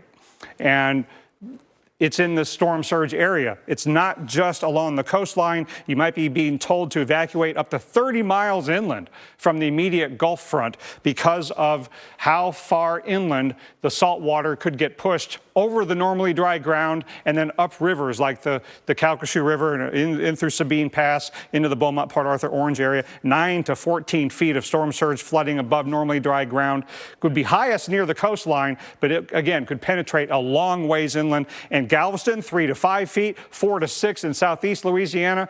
There's a large area that's going to be getting the storm surge. You got to evacuate by early tomorrow. And then we've got the rainfall to deal with. The Euromodel graphic here isn't updating properly, but the bottom line is these numbers are what we need to focus on. We could have feet of rainfall that leads to tremendous inland flooding. So, Mark, none of it is good news tonight. The intensification as expected and the anticipated rapid intensification between now and landfall tomorrow night, it makes every hazard worse, and time is running out to get ready and evacuate. Just about any one of these impacts from the storm could be a life-threatening one. Almost all of them are pointed towards Lake Charles, Louisiana. That is where we find meteorologist Chris Bruin tonight, waiting for those impacts to arrive. Chris. The calm before the storm, the last real quiet nights before Hurricane Laura moves ashore here in Louisiana or far eastern Texas. Again, the exact landfall still extremely hard to imagine based on current forecasts, but even a 20-mile difference is going to mean all the more on your wind gusts, your surge potential, and so many other factors. So you got to constantly keep up with it. Hopefully at this point you have already evacuated and you are at your safe place because time is running out. For people who are evacuating overnight, traffic's running good here on I-10. You can see the high bridge over the Calcasieu River. That's actually direct access down to the Gulf of Mexico. So when we talk about storm surge, while Lake Charles may not be right on the Gulf of Mexico, it's about 30 miles away, believe it or not, that water will rise all the way here, especially if we get the current forecast of 9 to 13 feet as a kind of a worst case scenario. That's why the storm surge warnings are there. I want to pan off to the right though, and there are some remnant memories of past hurricanes that have affected the area, including Rita. That was the last big one that affected southwestern Louisiana. See that abandoned parking garage? Well, there actually used to be a casino there on the water. It was one of those huge steamboats. Well, the surge got so high, it actually slammed that whole boat up against that parking garage and just destroyed the whole casino as a whole. And now it has sit vacant, almost as a memory of how dangerous hurricanes can be to this part of the coastline. So it's a fresh reminder. Forecast calling for 9 to 13 feet of storm surge on the higher end. That will cause flooding all around Lake Charles. So hopefully you evacuated. Of course, 5 to 8 inches of rainfall and those winds. This is going to be a wind story here, folks. Power outages, tree damage, even structural damage when we see wind gusts well over 100 miles per hour. And want to talk a little bit more about that wind potential because, gosh, this could be, for some of you, a life-threatening wind event. And that's not always the case with tropical systems, that the wind alone could be part of the life-threatening story. But when you see an intensifying hurricane that comes in as a major hurricane, 120 mile per hour in the forecast Wednesday evening, landfall overnight, potentially still strengthening up through that point, you know, if you live in a mobile home, for example, that is not a safe place to be. And it's not just about right at landfall. There is a huge zone where wind could be too much for a mobile home. I would argue if you're in this, deeper orange shaded area, that a mobile home may not be a safe structure when you have 60 mile per hour winds or greater. And then it's, no question, 110 plus is also not a safe place to be. And again, that forecast could be 120 to even 130 in a very small area, but still, someone is going to see that kind of wind potential. Let's talk a little bit about the timing of this wind and where it is right now. Here's our center, and look at this. We have a buoy that's out here, so far north and west, already gusting to 63. So the winds are really starting to ramp up. This center could go very close to that buoy location. We'll see if that measurement continues to update through the night or if at some point it gives out because of the winds. That is always a possibility, but it just shows us that those winds are increasing. We have some services that, look at the high resolution, look at the wind. Earlier this evening, it was a lopsided storm with about 120 miles of winds off to that east side. The storm doesn't look quite like this anymore. We've seen that wrapping around and really closing off that center, increasing the chance for, more organization. You have that symmetrical look to the storm. And so let's time it out. As seen by one model, really ramping up those winds all the way to the landfall point, which occurs sometime overnight, Wednesday into Thursday. And then that wind goes inland from there. Quickly, we can show you that it's a huge swath of tropical storm force winds. And then the hurricane winds on top of that go all the way into Arkansas through the day Thursday. A long duration wind event that does not stop at the coast. And when you get a swath of wind like this that moves over the water, that wind actually pushes the water. That's what causes an event known as storm surge. And Dr. Knabb, the numbers from the model output here for storm surge are jaw-droppingly frightening. Yes, and I hope that we scare people just enough to motivate you to act. That's the point here. We need to be scared of storm surge. It takes lives. And we need to be afraid enough of all of the hazards that Laura brings so that we do everything possible to survive the storm and the aftermath. And I know we've talked a lot about Rita, and Laura will not be exactly like Rita, but there's so many things we can learn from Rita. And we lost 7 lives from the direct forces of the storm in Rita that came ashore in about the area where Laura will, at about the intensity that Laura will be. Laura might even be a little stronger. We lost 7 people. 1 was due to drowning in the Lake Charles area. Okay, so there were 6 feet of flooding in Lake Charles from the storm surge. And we could have that repeat again with Laura. 4 people died due to fallen trees, and for the most part that happened on the Texas side. You are not off the hook to the left of the center and far away from the center, and those fatalities were wind taking down trees onto people's homes. So Mark talked about wind. It's a real big issue to take seriously as a life-threatening aspect of the storm.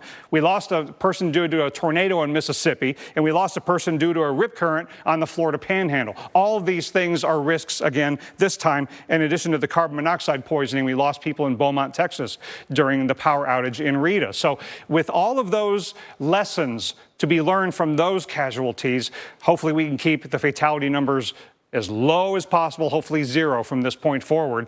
But it's so similar to Rita, we can't avoid talking about it. Tomorrow night late, it could come ashore at stronger than 120 miles an hour.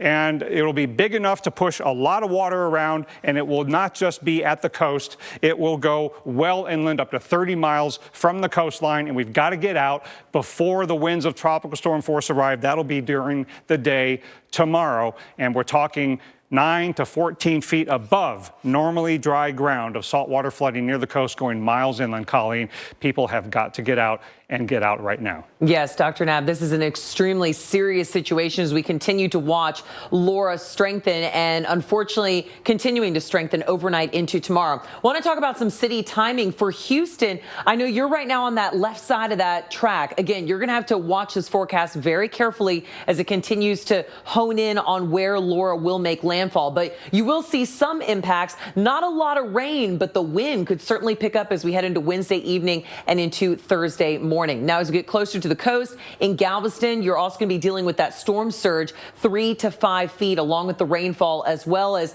hurricane force winds could be possible as we head through Wednesday night as well as into Thursday morning. So let's time this out as we start midnight on into the early hours of Wednesday. This is your last chance. I know Dr. Knapp, also Mark, have been talking so much about this is it. You can't be doing this tomorrow afternoon. It's over. So tonight and early tomorrow is really the only time that you're going to have to get out. So for Houston, you're going to be watching those winds approaching around 50 miles an hour. So tropical storm force winds. But look what's off to your right. Beaumont over 100 miles an hour as we head into Wednesday night and into Thursday morning as Laura makes landfall. And then we'll see things calm down just a little bit, at least for the Texas side, as we head late into Thursday into Friday. But again, we're still talking about storm surge as well as wind and rain, especially for the Louisiana coastline as well. And right here on the Weather Channel, we continue with our live coverage around the clock with Hurricane Laura. Here's a look at the latest track, and we're going to have the latest information coming up right after the break.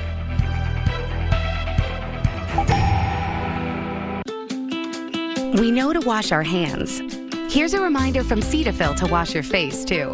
Dermatologist recommended Cetaphil washes away germs in 20 seconds and leaves skin moisturized and healthy. Show your sensitive skin some love with Cetaphil. Frank's Red Hot. I put that on everything. Like pizza, your coworker's lunch, whatever this is. Astronaut food. And astronauts? Everything. Yum. It's the perfect blend of flavor and heat. I put that on everything. So Dish lets you share your TV on multiple devices. Why? Forgot some. Thank you. Because we know it's a little less scary leaving home when you can take a little bit of it with you. Dish, tuned in to you. DiGiorno has 7 delicious crusts, and your family food critics will rave. Rising Crust is fresh baked deliciousness. Stuffed Crust is literally mouth-watering. There's a 5-star pizza for everyone in your family to love. It's not delivery, it's DiGiorno. Start your day with Secret.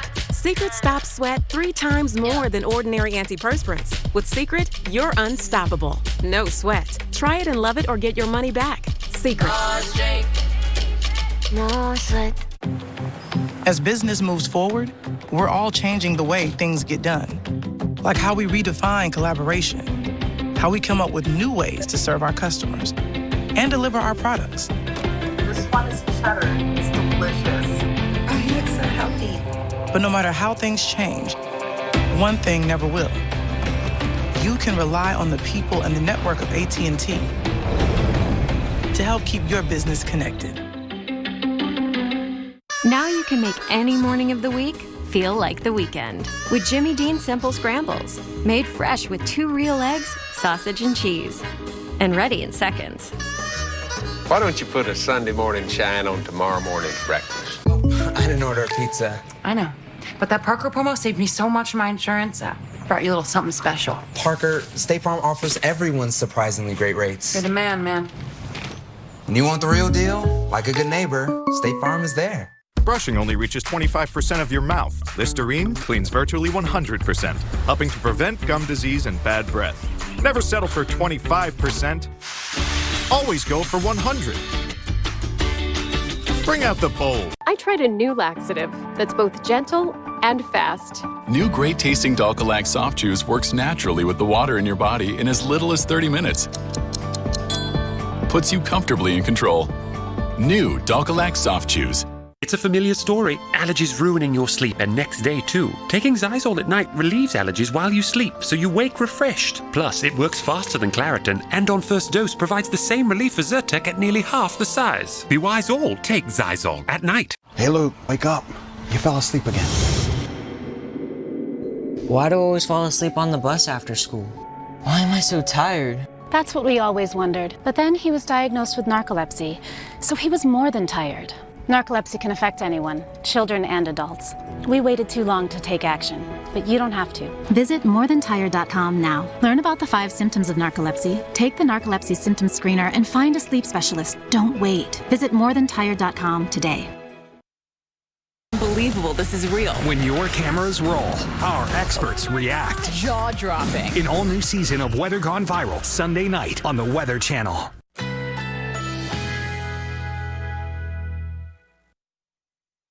Currently in our area, 76 degrees under fair skies.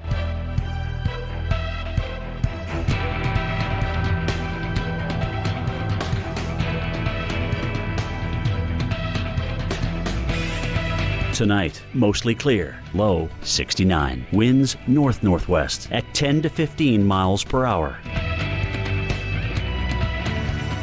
Wednesday, generally sunny despite a few afternoon clouds. High 81. Winds northwest at 10 to 20 miles per hour.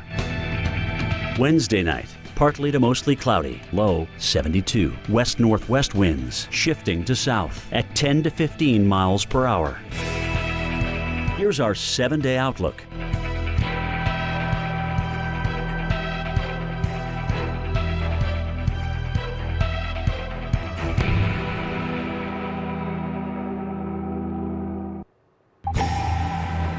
Time is quickly running out tonight to evacuate as Hurricane Laura starts to close in on the Texas-Louisiana coast.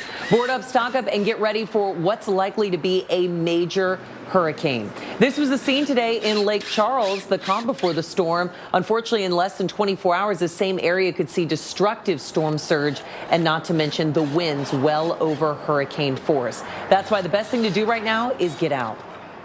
I think everybody's leaving. Nobody's going to stay. Yeah, nobody wants to take a chance after Rita done destroyed this place once before. So we wasn't here, but it was terrible. Yeah, we came back. It was like a bomb went off in here. So there was nothing left. That's why I'm taking everything out. We're not going to take a chance. It could be. They said it could be I think a category tree or something like that. So I'm worried. I like this place. I'm worried. Yeah, very concerned. And here's a look at what we know right now. The National Hurricane Center says Laura's life-threatening storm surge could penetrate 30 miles inland. All tolls on Houston area roads are waived to help evacuees passing through the city. Also, Texas emergency management officials say prepare for power outages lasting at least 2 days. Galveston also is under a curfew tonight until 6 a.m. tomorrow. The curfew also begins again at 8 p.m. tomorrow as well as Thursday. So now let's get an update on the situation in Louisiana. I want to bring in Mike Steele, the communications director of the Governor's Office of Homeland Security and Emergency Preparedness. He's joining us on the phone right now. So what is the latest with the evacuations in your state tonight? So it's been quite a busy day coordinating with our local officials. You know, with the ongoing pandemic, a lot of the operations involving state assistance with evacuations is being done quite differently. There's some hotel and motel use now with this event because you don't really want to put someone in a shelter setting because of the health concerns. And so all of that coordination went on throughout the day. It looks like we'll have until maybe the early to mid-afternoon hours tomorrow for that to continue. And then we may see the conditions start to get worse where some of that action will have to kind of slow down at that point. Yes, and Mike, what is the message you want to get out to the residents of Louisiana tonight? So I think Governor Edwards and our partners at the National Weather Service have talked about it a lot. You know, a lot of times when we see a flood event, the roadways are the biggest problem. So they're really urging everyone to take advantage of the evacuation time now. Don't get out on the roadways after the conditions, you know, become dangerous. And they even said it's going to be a life-threatening situation if they get on the road too late. So that's probably one of the big focus areas right now. But then we're going to have a lot of concerns with power outages and everything. There's so much of, you know, eastern half of Texas and the western half of our state are heavily wooded areas. So you're probably talking about, you know, massive amounts of trees down as this thing moves inland. And so we could have kind of a multi-phase fight going on once the storm starts to leave the coastal area. But the surge numbers are just pretty staggering, and it does bring back a lot of memories of Rita. Yeah, those storm surge numbers are just as you mentioned, they are staggering. Is there anything that someone needs to, I know you mentioned this just a moment ago, but as folks are evacuating or preparing to head to a shelter, is there anything that they need to know in advance for preparing also with COVID and the pandemic that's going on right now? Well, hopefully people are making, personal protective equipment or PPE part of their supply kit this year. We've been kind of stressing that since the start of hurricane season. So there may be a few additional items they need to add.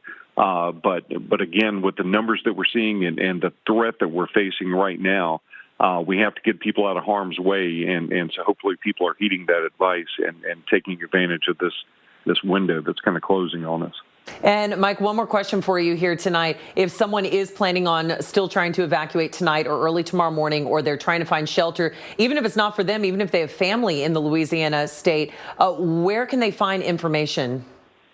So the best thing they can do right now is contact their local Office of Emergency Preparedness, because a lot of the moves that we're making and a lot of the state assistance right now is being coordinated with those local officials. We have information on getagameplan.org where they can find out the contact information for their parish offices.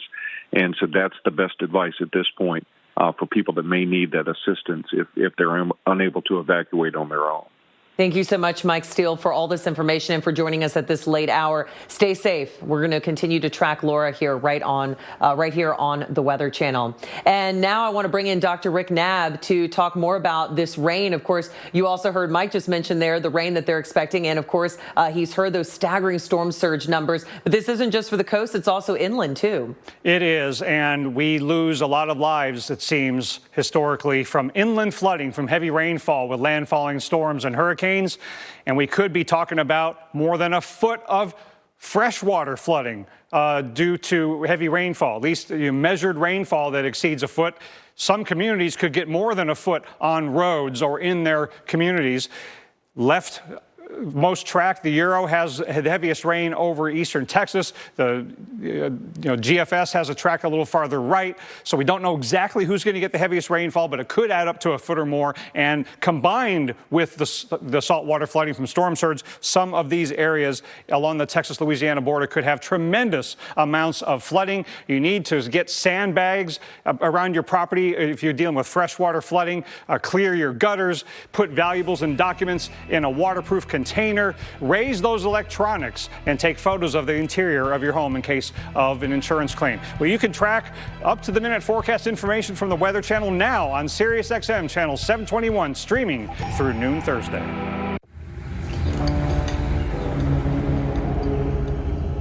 Look at that scuffed up wall.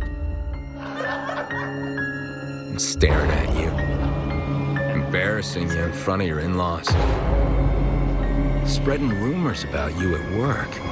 That wall is your Everest, but not anymore. Today, let's paint. That wall never knew what hit it. Today, let's paint. Fair, exclusively at the Home Depot. On the road again. Book 2 separate qualifying stays and earn a free night. The open road is open again, and wherever you're headed, Choice Hotels is there. Book direct at choicehotels.com. We know to wash our hands. Here's a reminder from Cetaphil to wash your face, too. Dermatologist recommended Cetaphil washes away germs in 20 seconds and leaves skin moisturized and healthy. Show your sensitive skin some love with Cetaphil. I wanted more from my COPD medicine. That's why I've got the power of 1, 2, 3 medicines with Trelegy.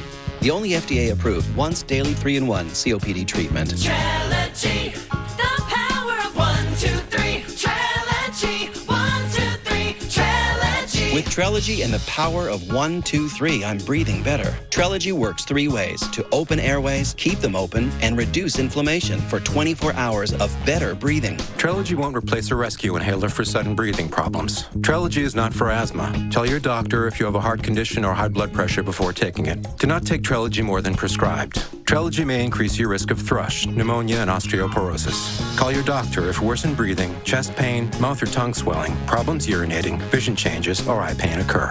Think your COPD medicine is doing enough? Maybe you should think again. Ask your doctor about once daily Trelegy. We know times are hard, and we're here for you. Find support at Trelegy.com. At Olive Garden, it's easier than ever to enjoy what you love from us in the comfort of your own home. Order and pay online. Choose from all your favorites. Then bring it all home with Carside Pickup. Only at Olive Garden.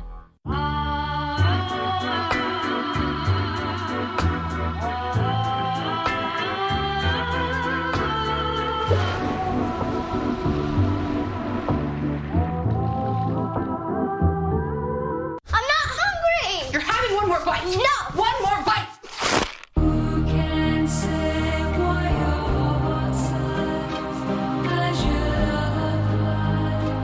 Kraft for the win-win. Whether holding down the fort or bouncing back to school, childhood is always in session. So keep feeding us right with Sun-Made snacks. Just like when you were a kid. Delicious, made with whole fruit. Sun-Made. I didn't order a pizza. I know. But that Parker promo saved me so much in my insurance. Brought you a little something special. Parker, State Farm offers everyone surprisingly great rates. You're the man. And you want the real deal? Like a good neighbor, State Farm is there. When was the last time you really looked out the window? What do you see? The awakening of the rising sun or light dancing across the mountaintops? Look for a moment longer and you'll see beauties all around us. Like a painting, moving in the wind, speaking to the soul. The world flashing past, still yet to explore. Look out the window. The summer of Jeep is here. Or, right now, get $4,240 in total values on the 2020 Jeep Gladiator Overland. I've been through Katrina, and I don't want to ride out another one if it could be helped. I'm alone down there, and I have no vehicle, so when they tell me, they throw me a rope, I'm going to grab a hold of the rope. From this point out, I'd rather be surprised when it's not as bad as I thought than be surprised that it's worse than what I got ready for. It's just one thing after another, and it's kind of like, well, what more can they throw at us? But we'll do it. We'll adjust, and we'll make it work. That's all we can do.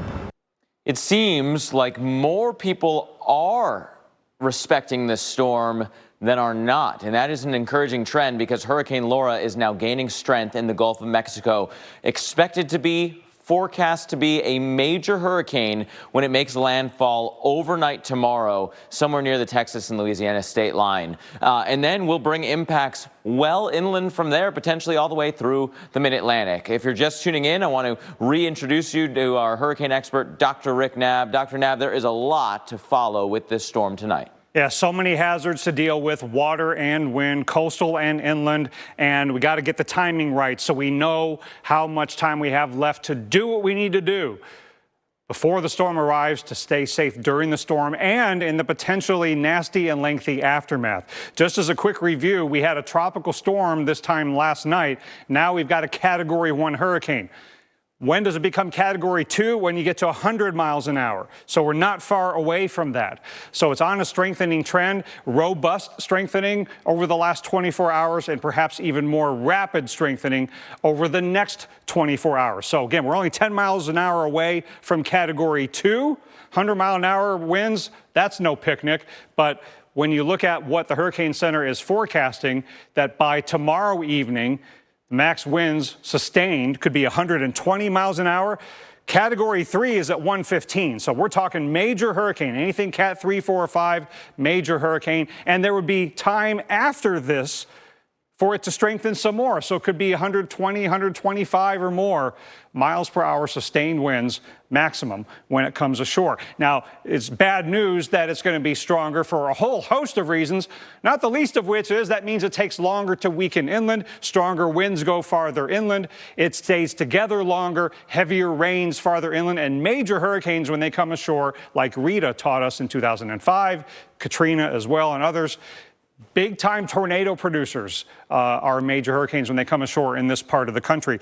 We could have the hurricane-force winds extending a good distance inland. This is not just going to be a Gulf front hurricane. This is going to be an inland hurricane, and tropical storm conditions are going to go all the way up into Arkansas, we fear, with gusts even stronger than what the sustained winds are. So that means big-time risk of power outages widespread over where the core comes ashore near the Texas-Louisiana border, but likely power outages getting into Arkansas, possible power outages in metro areas like Little Rock and Memphis and wide areas around that. So these power outages are the kinds that will affect large areas and take days to have restored. So you've got to be ready to fend for yourself without power for days. And you got to get ready by tomorrow. Midday is when the most likely time of sustained winds of tropical storm force are going to arrive on the coast of Louisiana. And the storm surge warning area, you've got to get out as emergency managers tell you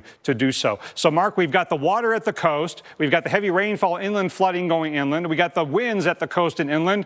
And then we've got the severe threat that I am getting more and more worried about the stronger we think that Laura will be when it comes ashore. Yeah, this has the potential to be a prolific tornado producer. We've learned from, as you mentioned, Rita. Rita was a prolific tornado producer in this part of the world at a similar strength.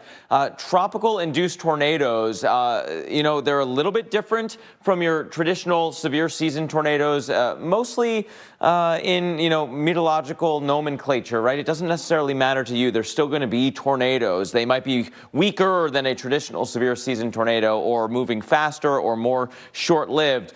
But they will be there, and that alone should mean that you should be sheltering throughout this event in an interior room. The winds alone from, as Dr. Knabb was talking about, major hurricane strength winds, you should shelter as if there's a tornado that whole time. And then there may be actually tornadoes. And it's not just near the path of where the center comes in, right? The center could be somewhere over here. The Beaumont, Port Arthur, maybe Lake Charles region, somewhere in that zone. The severe weather risk goes all the way through Louisiana into Mississippi, and it's not just severe thunderstorms, it is a tornado threat for tomorrow. 3 out of 10 on the Torcon through much of Louisiana. And that's because of the shape of our storm, right? You got that counterclockwise wind at the surface, east to west wind across Louisiana, 5,000 feet up, a different direction. So that shear can be ingested by the storm. That's not the end of it. As the storm moves inland, the severe weather threat moves inland as well. Wednesday, Thursday, and Friday will still be following that.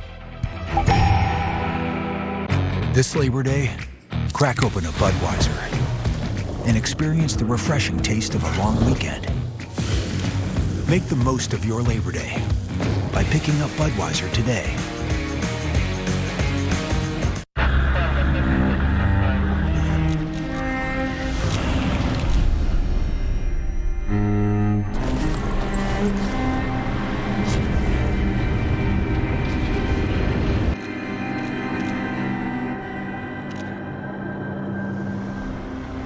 Through our love promise, Subaru and our retailers are proud to be replanting 500,000 trees in areas devastated by wildfires. Subaru, more than a car company. At Domino's, we're delivery experts. So when it comes to carry-out, our team members had a few thoughts on how to make it even safer and more convenient. Deliver it. Deliver it. Deliver it. Frisbee it. So we went with what we do best.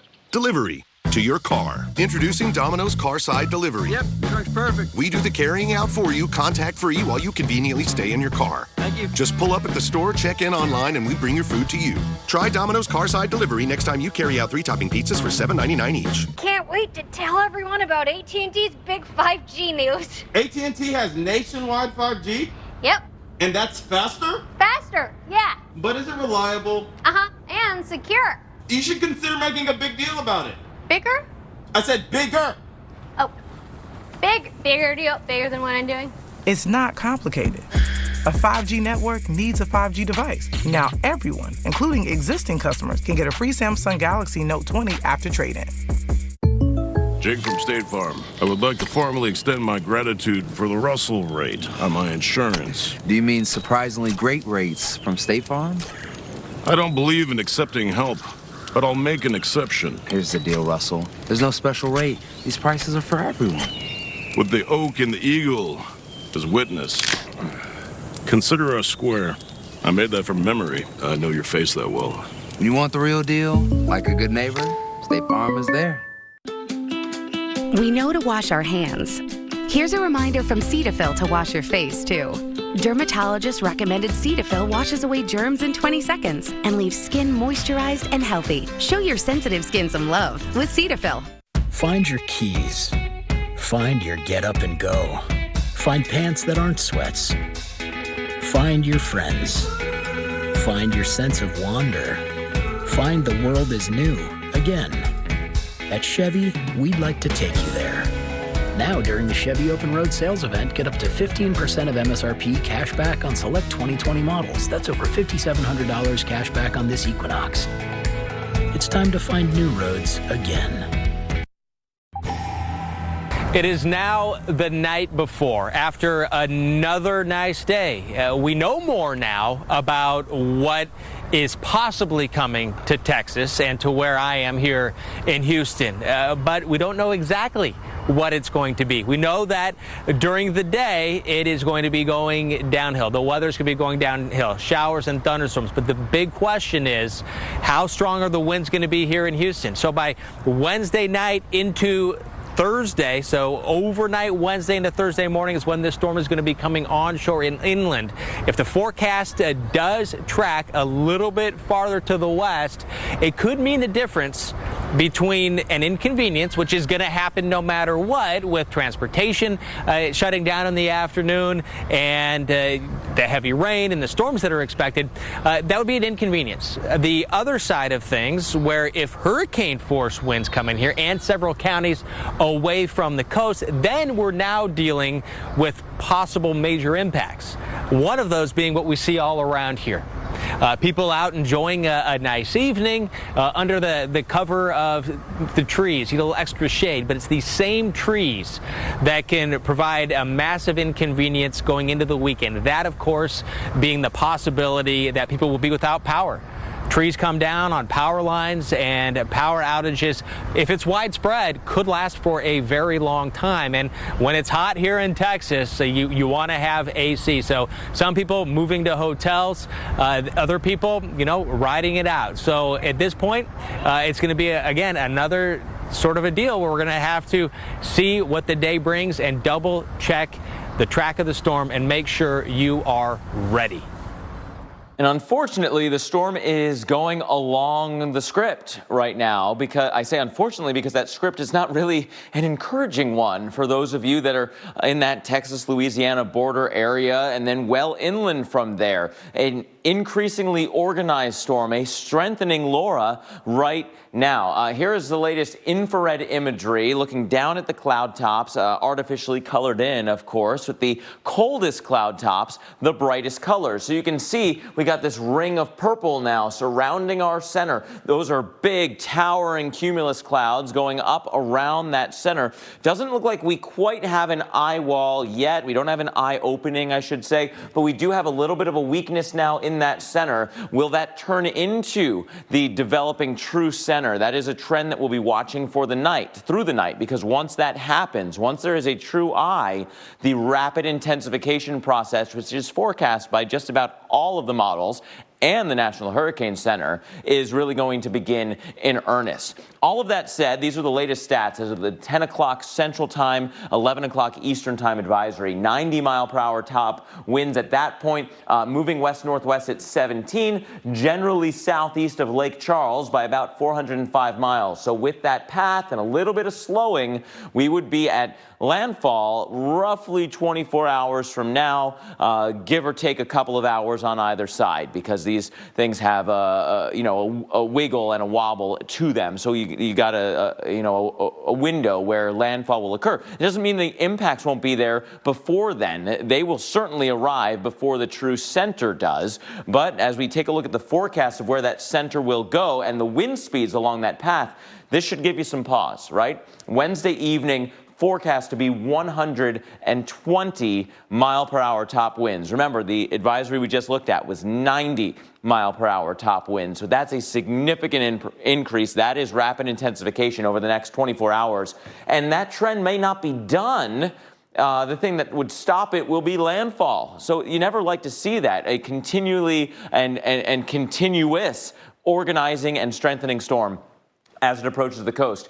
A strong storm takes longer to spin down. It gives you those winds that much longer. All the impacts last longer. Not the slowest storm we've ever seen, thank goodness, but enough impacts here that this is something to be concerned about. Curling through the Ozarks, through northern Arkansas, the Boot Heel area, very vulnerable to flooding. I think at that point, even as we're losing some of the winds, we will still have a core of tropical moisture, maybe a severe weather threat that continues well inland. And as this meets up with a cold front and starts getting the squeeze play with high pressure to the north and west and the low out ahead of the approaching cold front, the winds are actually going to increase. So think about the fully leafed out mid-Atlantic and northeast, winds increasing, a front coming through with its own rain and thunderstorm action, plus the tropical moisture meeting up with it. I think we've got a lot to follow here for the next couple of days with well inland impacts. This is not just a coastal event,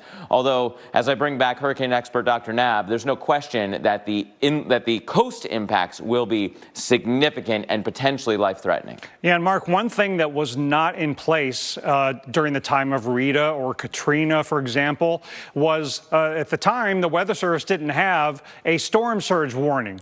But now they do, and it is in effect, and it means business. And it's not just a beachfront warning. It is for all of these land areas that are shaded in pink, goes all the way back to Galveston Island, goes all the way inland to Lake Charles, goes all the way into southeastern Louisiana around Vermilion Bay, down to Grand Isle, even have a storm surge watch all the way over to Mississippi. And you might be thinking, well, now that we have a storm surge warning, then we're never going to lose lives from storm surge because everybody's got the warning and everybody's going to get out. Well, we still have to get that last part right. Everybody has to get out according to instructions from local officials. And we know from history what are some of the impediments that might cause people not to evacuate. One is they might underestimate storm surge, but we're talking 10, 12, 14 feet of storm surge flooding above normally dry ground. Don't underestimate how that could take lives. If you have pets, don't let that prevent you from evacuating. Take them with you. Maybe go to a friend's house or a family member's house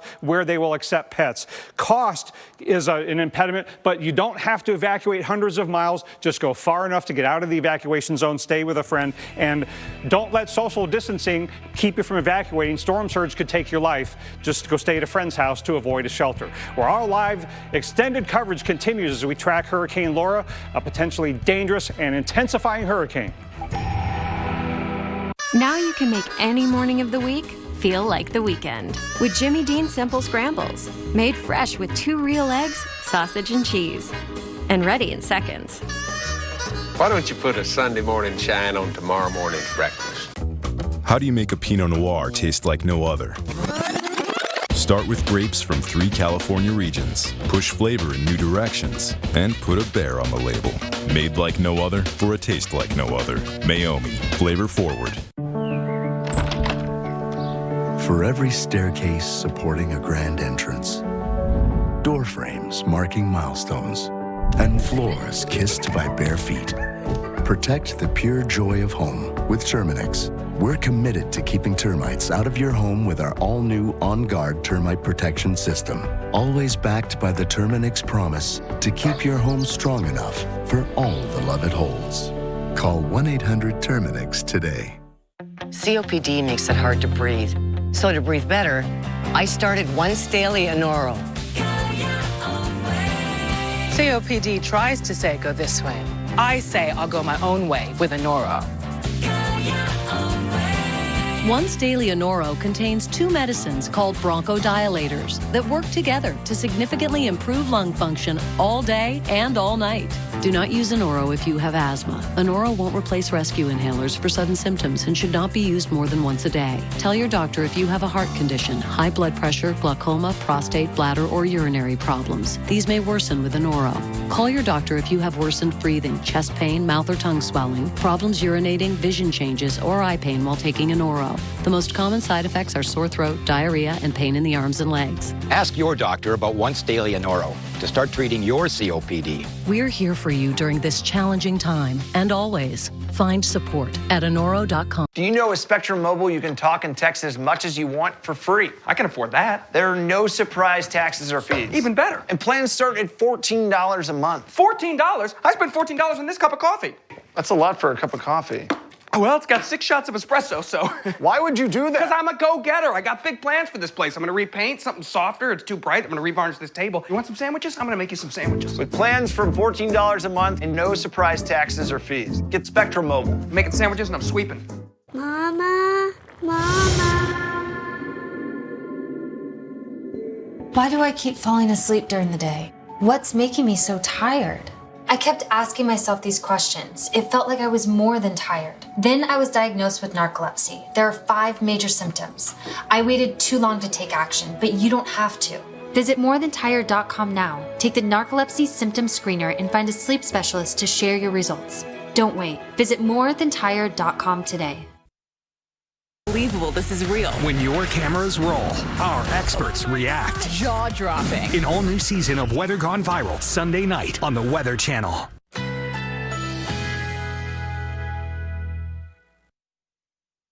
Currently in our area, 75 degrees under clear skies.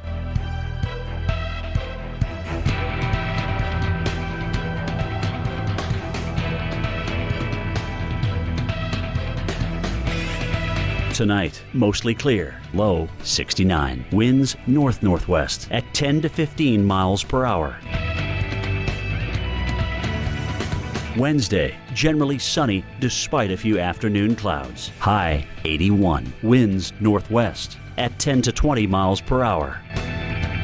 Wednesday night, partly to mostly cloudy, low 72. West-northwest winds shifting to south at 10 to 15 miles per hour. Here's our 7-day outlook.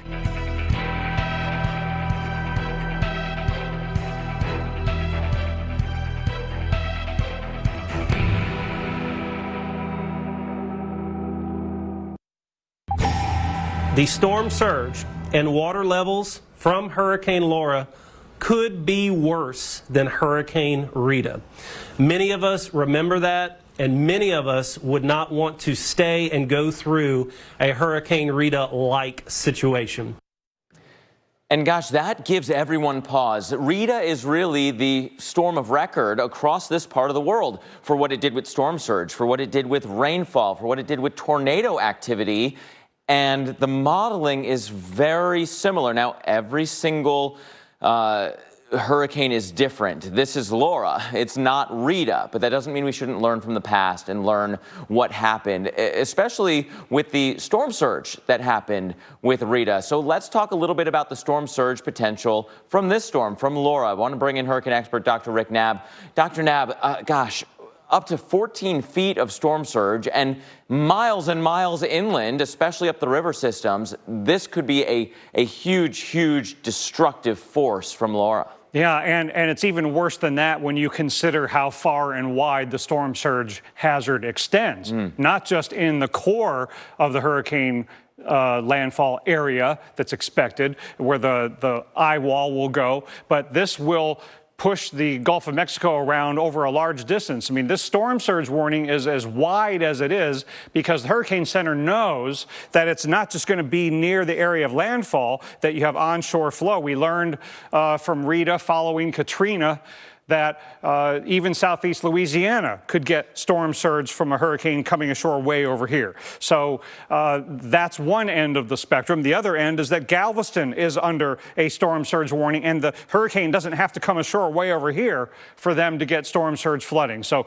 we've got a lot of people who need to take this seriously, even if they don't end up getting the worst of it. And the Galveston Island, I mean, you mentioned them. A lot of people are like, oh, well, if it's coming in east of us, we don't have to have any concerns at all. But they could flood from the other side, right, with that offshore flow. Absolutely. You know, so when you look at this graphic and it shows what the expected storm surge flooding values are from the Hurricane Center, these are human-generated forecast numbers, and you take every different colored area, and what you can do is interpret that to mean, okay, in this area, they are expecting somewhere in that yellow area 3 to 5 feet of saltwater flooding above normally dry ground. So that means that even though they know that it is likely to pass east of Galveston Island, the center, that it's still going to be a configuration with the shape of the coastline, how shallow the water is, that the flow on the northern side of that hurricane is going to push water over in that direction. And here's a depiction that will help drive this point home. If you look at what it might be like Thursday, 1, 2 o'clock in the morning, around now, at that time, you could have northerly flow on Galveston Bay that is flooding Bolivar Peninsula and Galveston Island from the backside. That happened in Rita as well. So a lot of lessons from Rita, but then let's go near that core, near the eye, and just east of there. The forecast there is for as much as 14 feet of storm surge. Yeah, and so this is going to be the danger zone. Now, again, we don't know that this is exactly where the center circulation is going to come ashore, but the chances are significant that a good portion of southwest Louisiana is going to be on the onshore flow side. So a lot of things working against the folks there.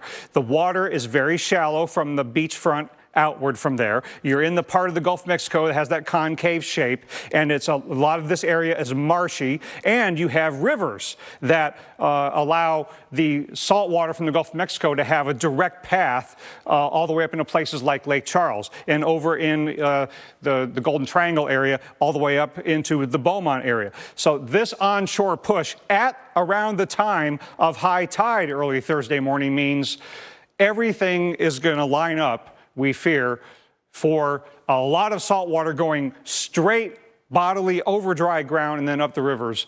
And that 9, 10, 12, 14 feet of water above normally dry ground, that is a reasonable forecast, a scary one, though. There are products that zoom in a little bit more, right, all the way down to community level, more or less. And gosh, when you look at a map like this, the red colors on here, anyone is in red is 9 feet or more. And you look how far inland that is, well north of Lake Charles.